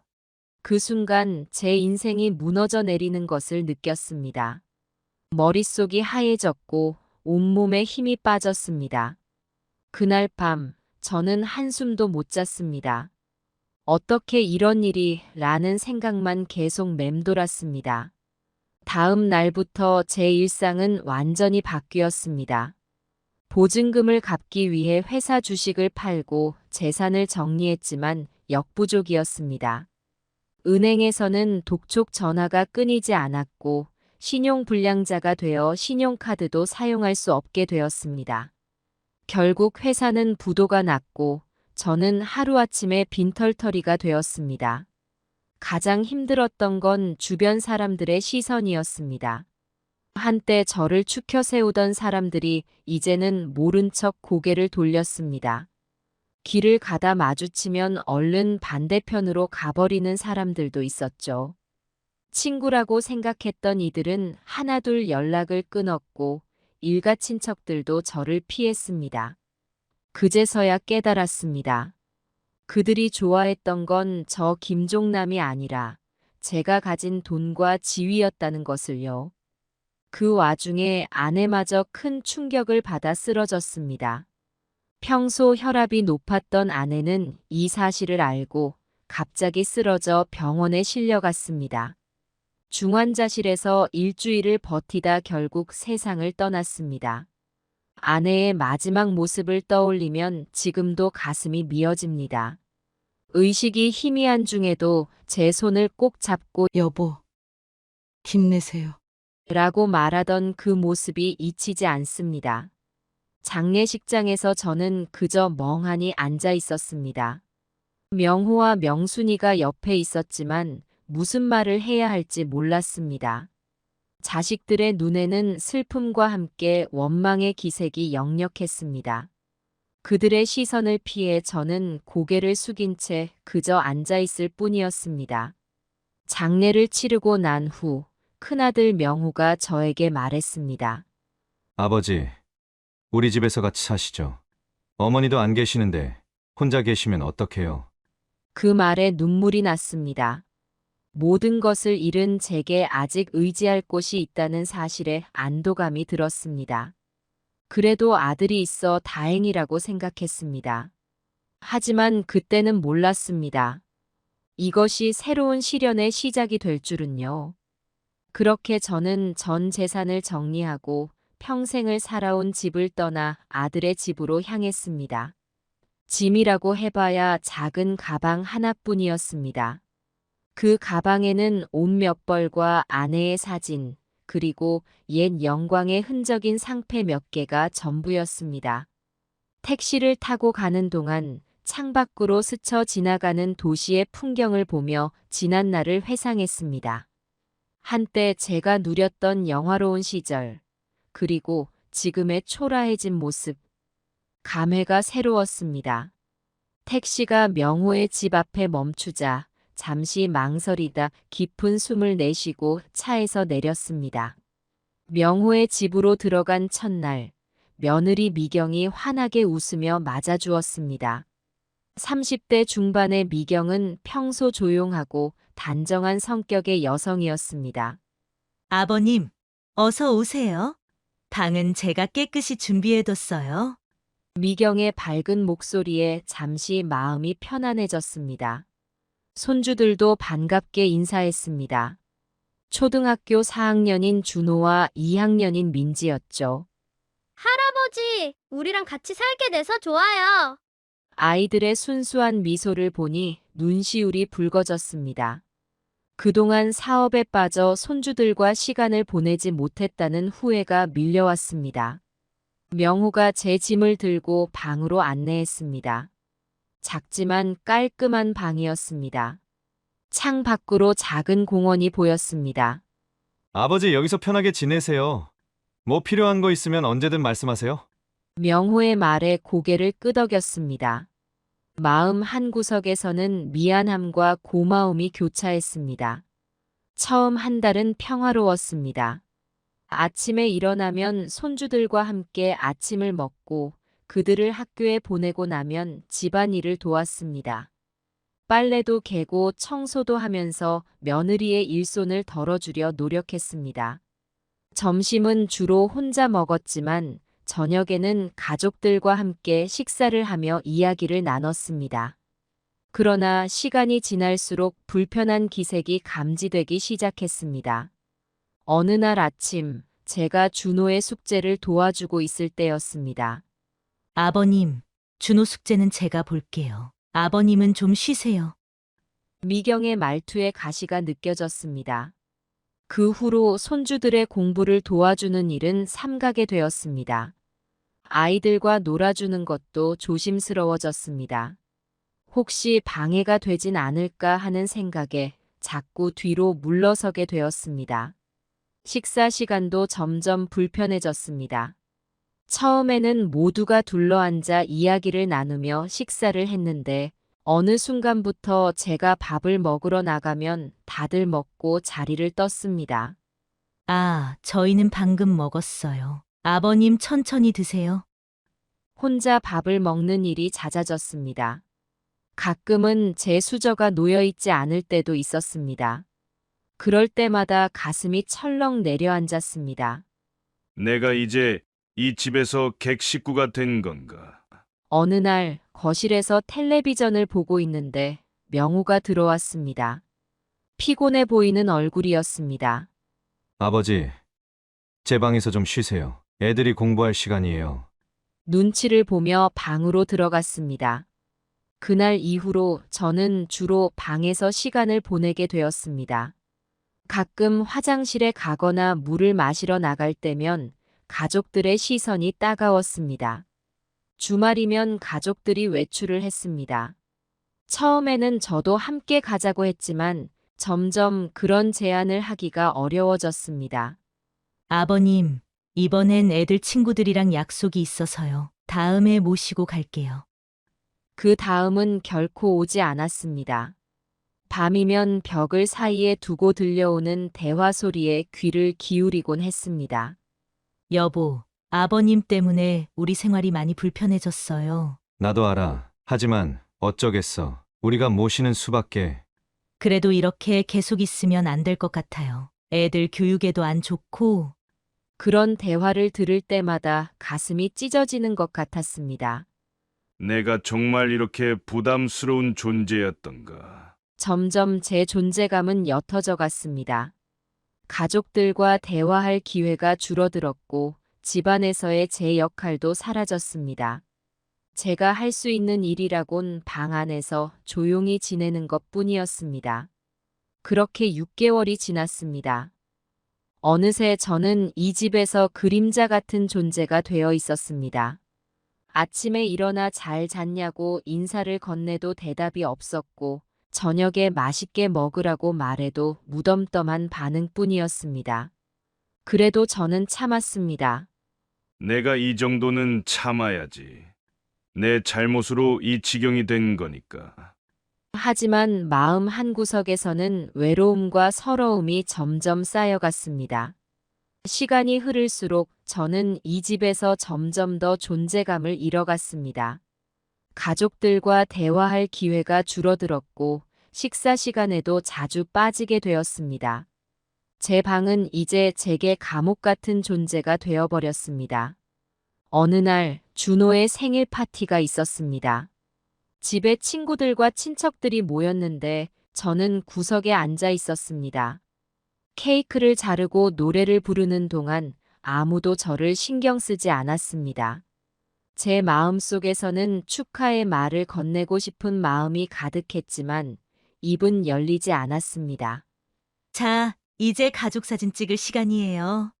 미경이 카메라를 들고 외쳤습니다. 모두가 모여 사진을 찍었지만 아무도 저를 부르지 않았습니다. 그저 그림자처럼 구석에 앉아 그 모습을 지켜볼 뿐이었습니다. 그 순간 제 가슴 속에서 무언가가 무너져 내리는 것을 느꼈습니다. 그날 밤 방에 누워 천장을 바라보며 생각했습니다. 내가 정말 이 집의 가족인가? 아니면 그저 눈의 가시 같은 존재인가? 잠을 이루지 못하고 뒤척이다 결국 새벽녘에야 겨우 잠이 들었습니다. 다음 날 아침 용기를 내어 명호에게 말을 걸었습니다. 아침 식사 준비를 하고 있는 명호에게 다가갔습니다. 명호야, 어제 준호 생일 파티 즐거웠니? 네. 아버지, 준호가 좋아했어요. 명호의 대답은 짧고 건조했습니다. 잠시 망설이다 입을 열었습니다. 그런데 가족 사진 찍을 때 왜 나를 부르지 않았니? 명호는 잠시 당황한 듯 했습니다. 그러다 이내 변명하듯 말했습니다. 아, 그게 아버지가 쉬고 계신 줄 알았어요. 죄송해요. 그 말에 가슴이 아팠습니다. 하지만 더 이상 뭐라 할 말이 없었습니다. 그저 고개를 끄덕이고 방으로 돌아왔습니다. 그 후로 가족 행사에서 저는 점점 더 소외되어 갔습니다. 명절에 친척들이 모이면 저는 방에 머물러 있었고 가족 여행 계획에서도 빠지게 되었습니다. 아버님, 이번 여행은 좀 피곤하실 것 같아서요. 집에서 편하게 쉬세요. 미경의 말에 수긍할 수밖에 없었습니다. 하지만 마음 한구석이 너무나 아팠습니다.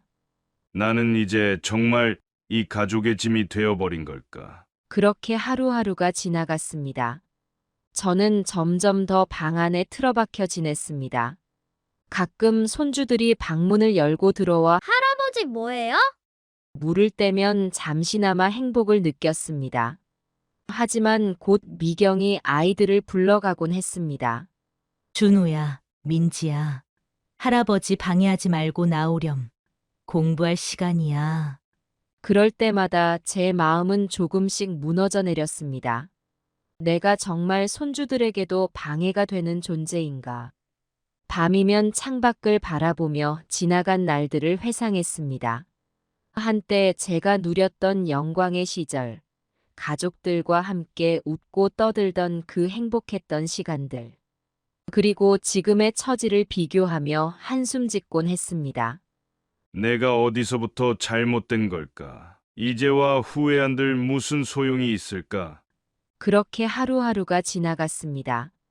저는 점점 더 이 집에서 투명인간이 되어갔습니다. 가족들의 대화에 끼어들지 못하고 식사 시간에도 혼자 먹는 일이 잦아졌습니다. 제 존재는 점점 더 희미해져 갔고 저 역시 스스로를 숨기려 노력했습니다. 하지만 그 속에서도 작은 희망의 불씨는 남아 있었습니다. 언젠가는 변할 거야. 내가 조금만 더 노력하면 가족들이 나를 다시 받아줄 거야. 그렇게 스스로를 위로하며 하루하루를 버텨나갔습니다. 그렇게 1년이 지났을 때 둘째 딸 명순이 방문했습니다. 명순이는 멀리 부산에서 살고 있어 자주 못 봤는데 이번에 서울에 출장을 와서 들렀다고 했습니다. 오랜만에 보는 딸의 모습에 가슴이 뭉클해졌습니다. 아버지, 잘 지내셨어요?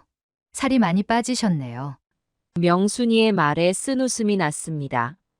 거울을 본 지가 언제인지 기억도 나지 않았습니다. 아마도 많이 초췌해 보였겠지요. 그래. 너는 어떻게 지내니? 사위랑 아이들은 잘 있고? 네, 다들 잘 지내요. 근데 아버지, 정말 여기서 잘 지내세요? 명순이의 눈빛에서 걱정이 느껴졌습니다. 저는 괜찮다고 명호네가 잘해준다고 얼버무렸습니다. 하지만 명순이는 눈치챈 듯 했습니다. 딸의 날카로운 눈초리를 피해 고개를 돌렸습니다. 그날 저녁 명순이가 명호와 이야기를 나누는 소리가 들렸습니다. 방문 틈새로 새어나오는 목소리에 귀를 기울였습니다. 오빠, 아버지 모시기 힘들면 우리 집에 모시는 게 어때? 너는 멀리 부산에 살면서 어떻게 아버지를 모시겠다는 거야? 그래도 오빠네보다는 낫지 않을까? 아버지가 여기서 외롭게 지내시는 것 같아. 명호의 목소리가 높아졌습니다. 넌 말이 쉽지? 직접 모셔보면 알 거야. 아버지 때문에 우리 가족이 얼마나 불편한지. 그 말에 가슴이 찢어지는 것 같았습니다. 내가 정말 그렇게 부담스러운 존재였던가요? 눈물이 흘러내렸지만 소리내어 울지 않으려 입술을 깨물었습니다. 오빠, 그래도 아버지잖아. 우리가 이렇게 살 수 있는 것도 다 아버지 덕분이야. 그래, 나도 알아. 하지만 이제는 달라. 아버지 때문에 애들 교육에도 지장이 있고 미경이도 많이 힘들어해. 대화는 계속되었지만 더는 듣고 싶지 않았습니다. 귀를 막고 이불 속으로 파고들었습니다. 그날 밤 저는 잠을 쉽게 이루지 못했습니다. 명순이는 다음 날 아침 일찍 떠났습니다. 떠나기 전 저를 꼭 안아주었습니다. 아버지, 제가 자주 연락드릴게요. 힘내세요. 그 말에 눈물이 났습니다. 하지만 딸에게 부담을 주고 싶지 않아 애써 웃으며 배웅했습니다. 명순이가 탄 택시가 골목을 벗어나 보이지 않을 때까지 손을 흔들었습니다. 명순이가 떠난 후 집안 분위기는 더욱 어색해졌습니다. 명호와 미경은 저를 더 불편해하는 듯 했고 손주들도 예전처럼 제 방에 들르지 않았습니다. 저는 더욱 더 방 안에 틀어박혀 지냈습니다. 어느 날 용기를 내어 명호에게 말을 걸었습니다. 명호야. 나 요양원에 가는 게 어떨까? 명호는 잠시 당황한 듯 했습니다. 그러다 이내 말했습니다. 아버지, 무슨 말씀을? 우리가 모실게요. 하지만 그의 목소리에는 진심이 느껴지지 않았습니다. 저는 고개를 숙였습니다. 내가 너희에게 부담이 되는 것 같아서 미안하구나. 명호는 아무 말도 하지 않았습니다. 그저 고개를 돌리고 방을 나갔을 뿐입니다. 그 뒷모습을 보며 저는 깊은 한숨을 내쉬었습니다. 그 후로 저는 더욱 조심스럽게 행동했습니다. 가능한 한 가족들의 눈에 띄지 않으려 노력했고 필요한 경우가 아니면 방 밖으로 나가지 않았습니다. 식사도 대부분 혼자 해결했습니다. 하루하루가 지나갔습니다. 달력의 날짜는 바뀌어 갔지만 제 생활은 변함없이 고립되어 있었습니다. 가끔 창밖으로 들리는 아이들의 웃음소리에 가슴이 아팠습니다. 한때 제가 그 웃음소리의 주인공이었다는 것이 믿기지 않을 만큼 현실은 달라져 있었습니다. 밤이면 옛 앨범을 꺼내보곤 했습니다. 행복했던 시절의 사진들을 보며 눈물을 흘렸습니다. 아내와 함께 찍은 사진, 아이들이 어렸을 때의 모습, 회사 직원들과 찍은 단체 사진.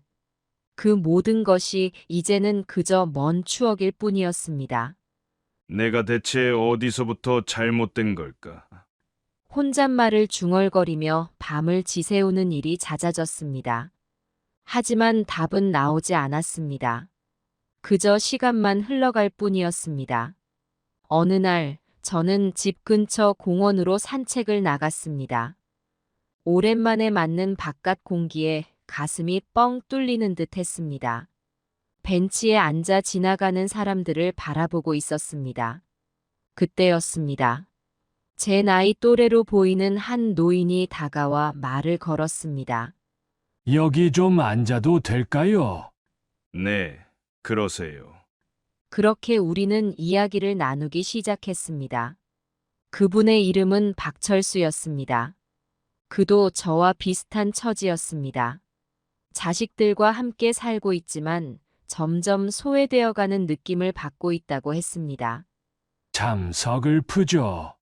우리가 그토록 애지중지 키운 자식들인데 이제는 우리가 그저 짐이 되어버린 것 같아요. 박철수 씨의 말에 깊이 공감했습니다. 우리는 서로의 처지를 위로하며 대화를 나눴습니다. 그러면서 점점 마음이 가벼워지는 것을 느꼈습니다. 하지만 우리도 잘못이 있어요. 너무 일에만 매달려 정작 중요한 걸 놓쳤으니까요. 그의 말에 고개를 끄덕였습니다. 맞습니다. 우리는 돈과 성공만을 쫓다가 정작 가장 소중한 가족과의 관계를 소홀히 했던 겁니다. 이 만남을 통해 저는 제 문제가 저 혼자만의 것이 아님을 깨달았습니다. 많은 노인들이 비슷한 고민을 하고 있다는 사실에 위안을 얻었습니다. 동시에 현실을 받아들이고 새로운 삶의 방식을 찾아야 한다는 생각이 들었습니다. 그날 이후로 저는 매일 공원에 나가 박철수 씨와 만났습니다. 우리는 서로의 이야기를 들어주고 함께 웃고 울었습니다. 그렇게 조금씩 마음의 평화를 찾아갔습니다. 박철수 씨와의 만남 이후 저는 제 상황을 바꿔보기로 결심했습니다. 가족들에게 인정받기 위해 노력하기 시작했습니다. 먼저 손주들의 학업을 돕기로 했습니다. 제가 한때 성공한 사업가였다는 것을 떠올리며 그들에게 경제와 경영에 대해 가르치기 시작했습니다. 처음에는 준호와 민지가 어색해했지만 점차 흥미를 보이기 시작했습니다. 할아버지 주식이 뭐예요? 준호가 물었습니다. 주식은 말이다. 회사의 일부를 소유하는 거란다. 너가 좋아하는 장난감 회사의 주인이 될 수 있는 거지. 아이들의 눈이 반짝였습니다. 저는 그들의 수준에 맞춰 설명하려 노력했고 점차 우리 사이의 거리가 좁혀지는 것을 느꼈습니다. 집안일도 적극적으로 돕기 시작했습니다. 설거지를 하고 빨래를 개고 청소를 했습니다. 미경이 놀라는 눈치였지만 저는 묵묵히 일했습니다. 아버님, 제가 할게요. 미경이 말했지만 저는 고개를 저었습니다. 아니야. 내가 할 수 있어. 너는 쉬어. 이렇게 하루하루 노력했습니다. 가끔은 힘들고 지치기도 했지만 포기하지 않았습니다. 언젠가는 변할 거야. 내가 조금만 더 노력하면. 그러나 이러한 노력에도 불구하고 가족들의 태도는 쉽게 바뀌지 않았습니다. 오히려 일부 가족들은 제 행동을 불편해했습니다. 아버지, 그냥 쉬세요. 제가 다 할게요. 명호가 말했습니다. 그의 목소리에는 약간의 짜증이 섞여 있었습니다. 저는 마음이 아팠지만 계속 노력했습니다. 어느 날 준호의 학교 숙제를 도와주고 있을 때였습니다. 미경이 들어와 준호를 불렀습니다. 준호야, 이제 그만하고 나와. 학원 갈 시간이야. 하지만 엄마, 할아버지가 재미있게 설명해 주시는데. 그래도 안 돼. 빨리 나와. 미경은 준호를 데리고 나갔고 저는 또다시 혼자 남겨졌습니다. 그 순간 느낀 서러움은 말로 표현할 수 없었습니다. 그래도 저는 포기하지 않았습니다. 매일 아침 일찍 일어나 신문을 정리하고 가족들의 아침 식사를 준비했습니다. 처음에는 아무도 먹으려 하지 않았지만 점차 조금씩 먹기 시작했습니다. 아버님이 만드신 거예요? 어느 날 미경이 물었습니다. 내가 만들었어. 맛있니? 네, 맛있어요. 비록 짧은 대화였지만 저에게는 큰 의미가 있었습니다. 작은 변화라도 일어나고 있다는 희망이 생겼기 때문입니다. 그러던 어느 날 민지가 학교에서 다쳐왔습니다. 무릎을 긁어 피가 나고 있었습니다. 미경이 급하게 병원에 데려가려 했지만 제가 나섰습니다. 내가 처리할 수 있어. 예전에 회사에서 응급처치 교육을 받았거든. 미경은 잠시 망설이다 동의했습니다. 저는 조심스럽게 민지의 상처를 씻고 소독했습니다. 그리고 밴드를 붙여주었습니다. 할아버지, 안 아파요. 고마워요. 민지가 말했습니다. 그 순간 미경의 눈에서 뭔가 변화를 느꼈습니다. 경계하던 눈빛이 조금은 누그러진 것 같았습니다. 이렇게 조금씩 변화가 생기기 시작했습니다. 하지만 여전히 갈 길은 멀었습니다. 가끔은 절망감에 빠지기도 했습니다. 그럴 때마다 저는 공원에 가서 박철수 씨를 만났습니다. 힘내세요. 김 회장님. 우리가 포기하면 정말 끝난 거예요. 그의 말에 위로를 받으며 다시 힘을 내곤 했습니다. 어느 날 공원에서 산책을 하던 중 우연히 지역 복지관 프로그램 안내문을 보게 되었습니다. 노인들을 위한 다양한 프로그램이 있었습니다. 컴퓨터 교실, 원예 교실, 노인 일자리 프로그램 등 여러 가지가 있었습니다. 처음에는 망설였습니다. 내가 감히 이런 걸 할 수 있을까 하는 생각이 들었습니다. 하지만 박철수 씨의 격려로 용기를 내어 복지관을 방문했습니다. 어서 오세요. 무엇을 도와드릴까요? 복지관 직원이 친절하게 맞아주었습니다. 저 프로그램에 참여하고 싶은데요. 그렇게 저는 시니어 경영 컨설팅 프로그램에 등록했습니다. 처음에는 제 경험을 어떻게 나눠야 할지 망설여졌습니다.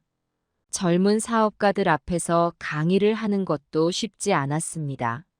하지만 포기하지 않고 열정적으로 임했습니다. 프로그램에서 만난 다른 은퇴 경영인들과도 친구가 되었습니다. 그들과 이야기를 나누며 제가 혼자가 아니라는 것을 깨달았습니다. 모두가 저와 비슷한 고민을 안고 있었고 서로의 경험을 나누며 함께 성장해 나갔습니다. 점차 강의와 멘토링에 익숙해지면서 자신감이 생겼습니다. 젊은 사업가들의 고민을 들어주고 조언을 해줄 수 있게 되었고 새로운 비즈니스 트렌드도 배울 수 있었습니다. 이런 작은 성취들이 제게는 큰 힘이 되었습니다.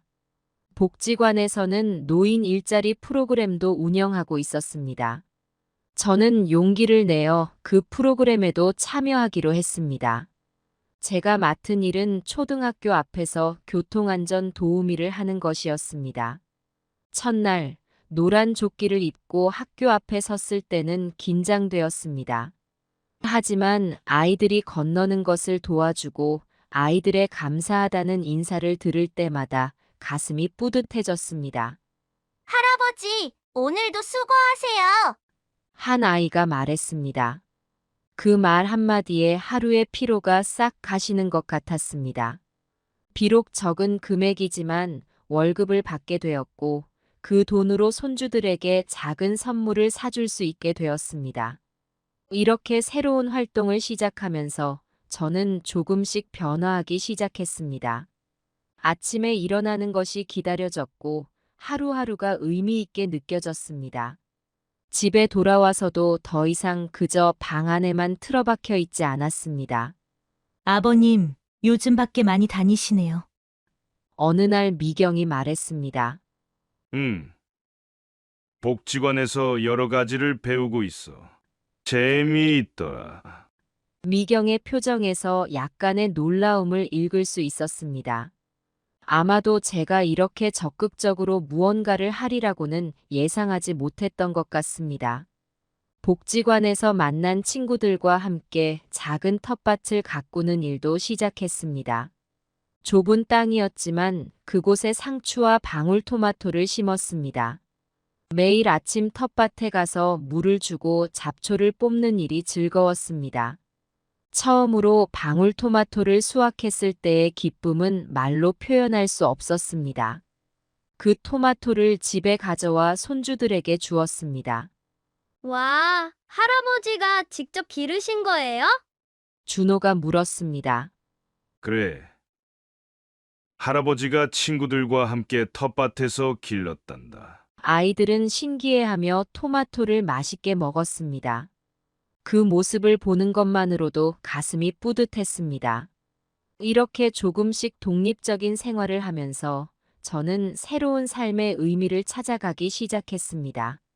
더 이상 가족들에게 의존하지 않고 제 스스로 무언가를 할 수 있다는 자신감이 생겼습니다. 물론 여전히 어려움은 있었습니다. 가끔은 외로움이 몰려올 때도 있었고 가족들과의 관계가 완전히 회복된 것은 아니었습니다.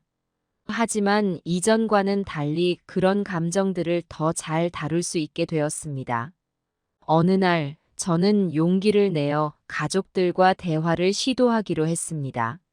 저녁 식사 시간에 모두를 불러 모았습니다. 명호와 미경, 그리고 준호와 민지까지 모두 모였습니다. 모두들 잠깐 이야기 좀 할 수 있을까? 제 목소리가 조금 떨렸습니다. 가족들은 의아한 표정으로 저를 바라보았습니다. 저는 깊은 숨을 들이쉬고 말을 이어갔습니다. 먼저, 그동안 너희에게 많은 부담을 준 것 같아 미안하다. 내가 갑자기 들어와 살게 되면서 너희 생활에 많은 변화가 있었을 텐데. 잠시 말을 멈추고 가족들의 표정을 살폈습니다.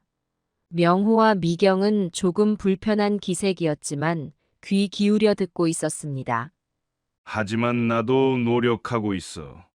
복지관에 다니면서 새로운 것들을 배우고 일자리 프로그램에도 참여하고 있단다. 나도 변하고 있고 너희와 잘 지내고 싶어. 말을 마치고 나니 눈물이 났습니다. 그동안 참았던 감정들이 한꺼번에 쏟아져 나왔습니다. 아버지, 명호가 조심스럽게 입을 열었습니다. 저희도 미안해요. 아버지를 제대로 이해하려 노력하지 않았던 것 같아요. 미경도 고개를 끄덕였습니다. 아버님, 저도 많이 부족했어요. 앞으로는 더 신경 쓰도록 하겠습니다. 준호와 민지는 할아버지에게 다가와 안겼습니다. 할아버지, 우리가 많이 도와드릴게요. 그 순간 가족 모두의 눈에 눈물이 고였습니다. 오랫동안 쌓여있던 벽이 조금씩 허물어지는 것 같았습니다.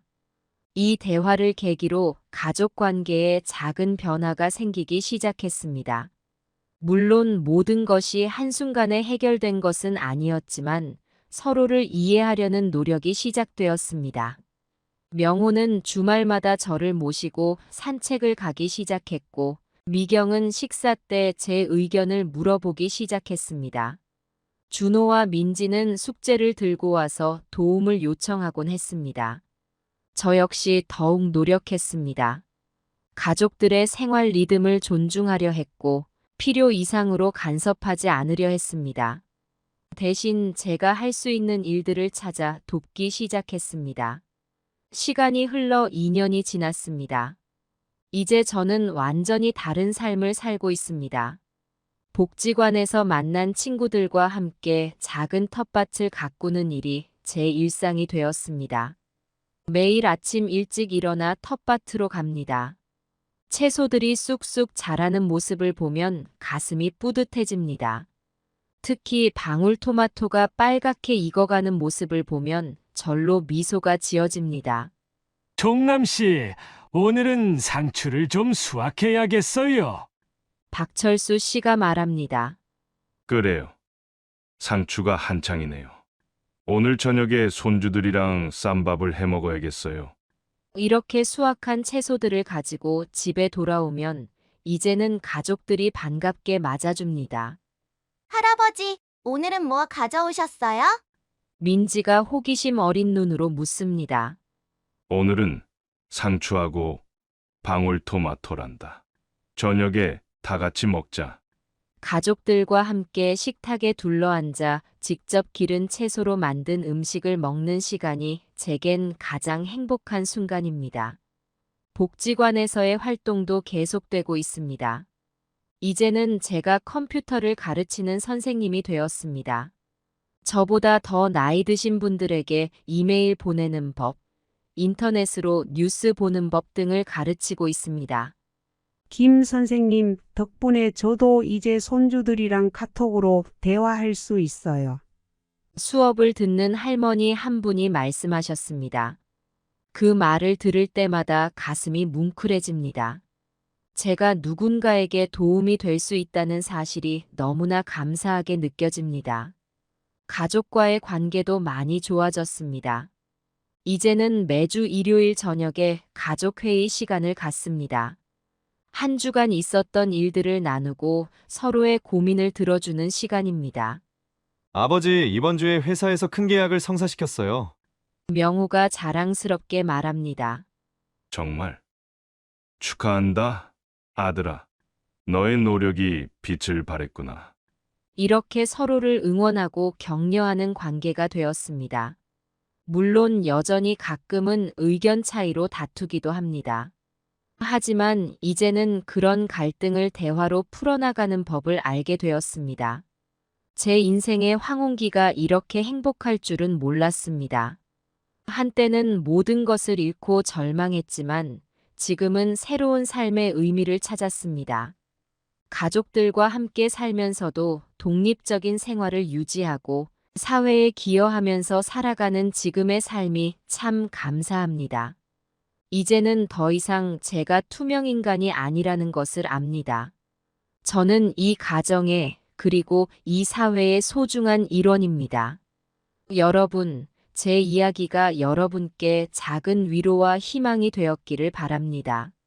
나이가 들어간다고 해서 모든 것이 끝난 것은 아닙니다. 언제든 새로운 시작을 할 수 있습니다.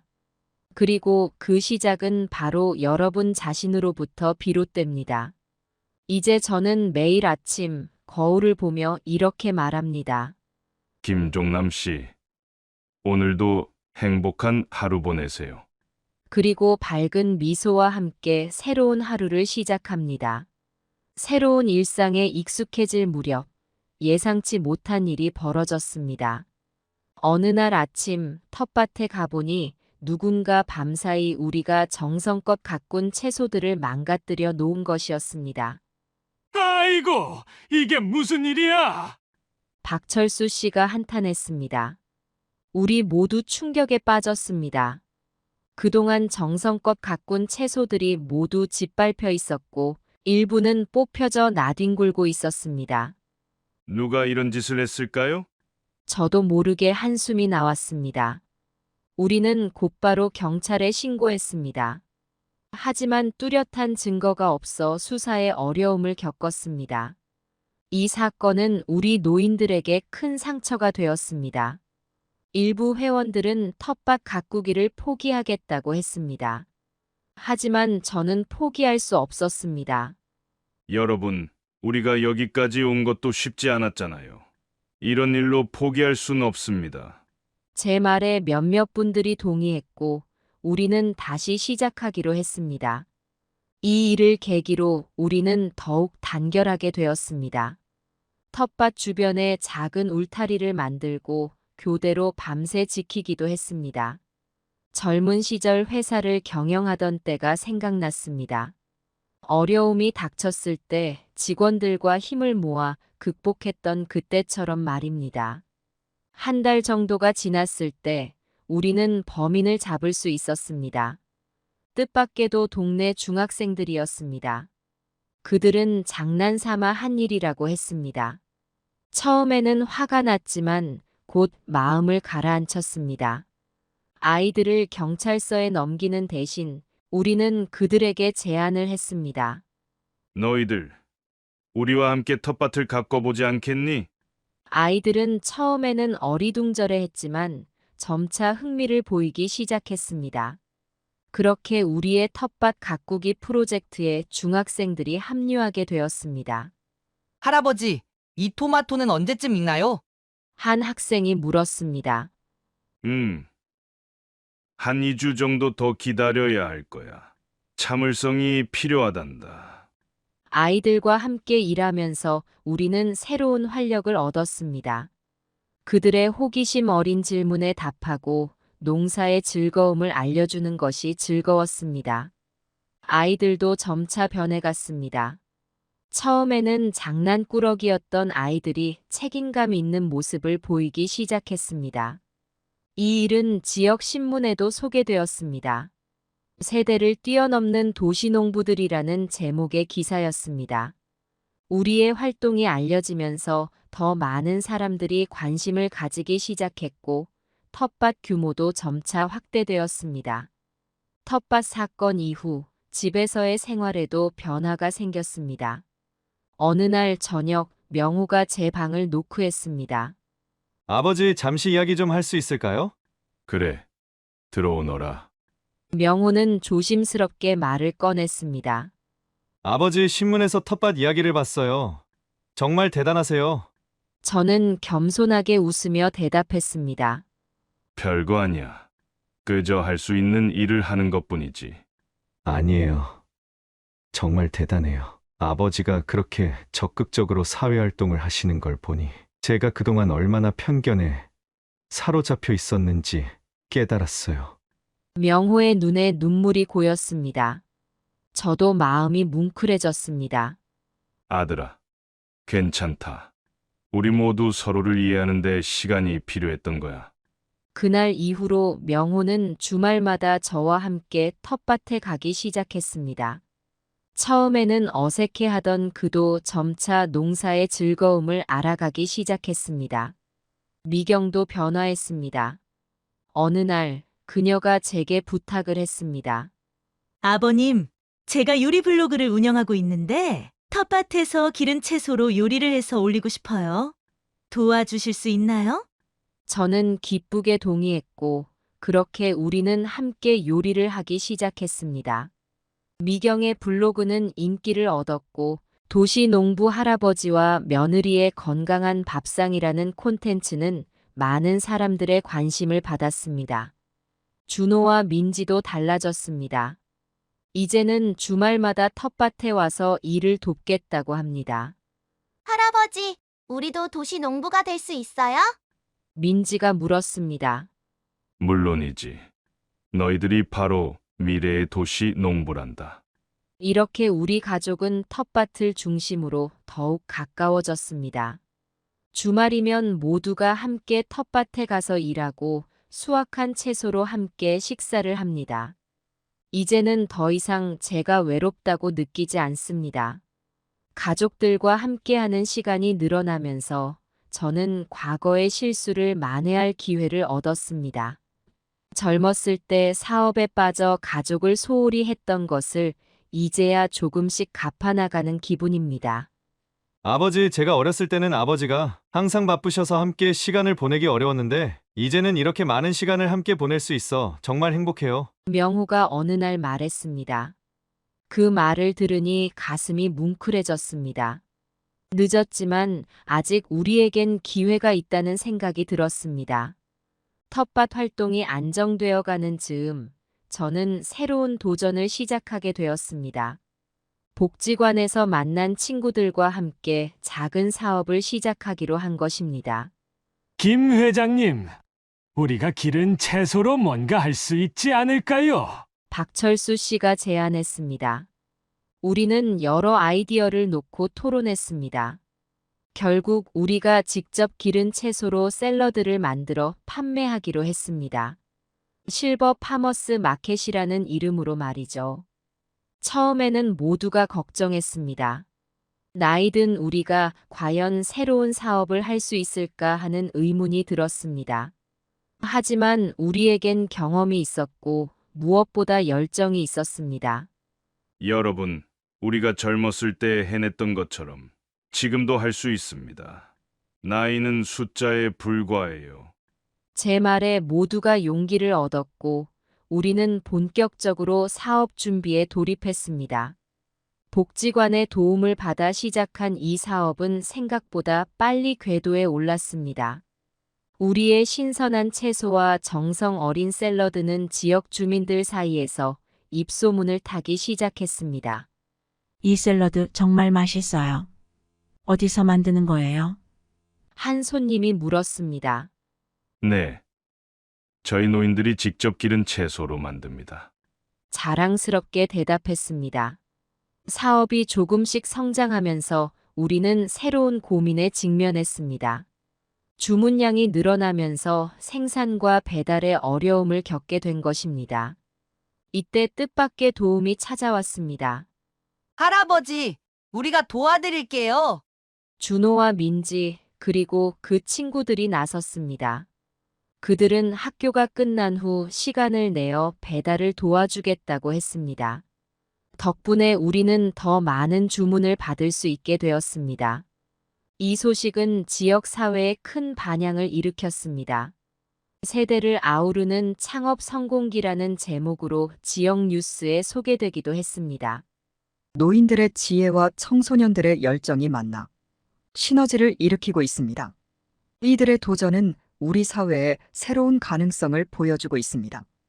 뉴스를 보며 저는 감격에 겨워 눈물을 흘렸습니다. 한때 쓸모없다고 여겨졌던 우리 노인들이 이제는 사회에 기여하는 존재가 되었다는 사실이 너무나 기뻤습니다. 이 사업을 통해 저는 다시 한번 인생의 새로운 국면을 맞이하게 되었습니다. 은퇴 후 무력감에 빠져 있던 제가 이제는 다시 사회의 일원으로 활동하고 있다는 사실이 믿기지 않았습니다. 김 회장님, 우리가 해냈어요. 박철수 씨가 환하게 웃으며 말했습니다. 네. 우리가 함께 해냈습니다. 저도 웃으며 대답했습니다. 이 경험을 통해 저는 나이는 단지 숫자에 불과하다는 것을 다시 한번 깨달았습니다. 우리에겐 여전히 꿈을 꾸고 도전할 수 있는 힘이 있었던 것입니다. 실버 파머스 마켓의 성공은 제 가정에도 큰 변화를 가져왔습니다. 명호와 미경, 그리고 손주들은 제 활동을 매우 자랑스러워했습니다. 아버지 정말 대단하세요. 저희가 미처 생각하지 못한 일을 해내셨어요. 명호가 감탄했습니다. 미경도 적극적으로 도와주겠다고 나섰습니다. 며느리의 요리 실력을 살려 새로운 샐러드 메뉴를 개발하기 시작했습니다. 아버님, 이번에는 키노아를 넣은 샐러드를 만들어 봤어요. 한번 드셔보세요. 가족들과 함께 새로운 메뉴를 시식하고 의견을 나누는 시간은 우리 가족에게 새로운 즐거움이 되었습니다. 준호와 민지도 이제는 제 사업에 깊이 관여하게 되었습니다. 그들은 SNS 마케팅을 담당하겠다고 나섰습니다. 할아버지, 우리가 인스타그램에 실버 파머스 마켓 계정을 만들었어요. 이걸로 더 많은 사람들이 우리 샐러드를 알게 될 거예요. 아이들의 아이디어 덕분에 우리 사업은 더욱 활기를 띠게 되었습니다. 이렇게 사업을 통해 우리 가족은 더욱 끈끈해졌습니다. 매주 일요일 저녁에는 가족 회의를 열어 한 주간의 사업 성과를 공유하고 새로운 아이디어를 논의했습니다. 이번 주에는 매출이 20% 증가했어요. 명호가 보고했습니다. 와, 정말 대단해요. 다음 주에는 새로운 포장 디자인을 도입해보는 건 어떨까요? 미경이 제안했습니다. 이런 대화를 나누며 저는 가슴이 뿌듯해졌습니다. 한때 소외되고 외로웠던 제가 이제는 가족의 중심에 서 있다는 사실이 너무나 감사했습니다. 어느 날 밤 명호가 제 방을 찾아왔습니다. 아버지, 한 말씀 드리고 싶어요. 그래. 무슨 일이니? 저 아버지께 사과드리고 싶어요. 예전에 아버지를 제대로 이해하지 못하고 냉대했던 것에 대해서요. 명호의 눈에 눈물이 고였습니다. 저도 마음이 복받쳐 올랐습니다. 아들아, 괜찮다. 우리 모두 실수를 했고, 또 그것을 극복했잖니. 그게 중요한 거야. 우리는 말없이 서로를 껴안았습니다. 그 포옹 속에는 오랜 시간 쌓였던 오해와 아픔이 녹아내리는 것 같았습니다. 이제 우리 가족은 진정한 의미의 가족이 되어가고 있었습니다. 서로를 이해하고 존중하며 함께 성장해 나가는 가족 말입니다. 저는 이제 더 이상 투명 인간이 아닙니다. 저는 이 가정의 그리고 이 사회의 소중한 일원입니다. 그리고 이 사실에 깊은 감사를 느낍니다.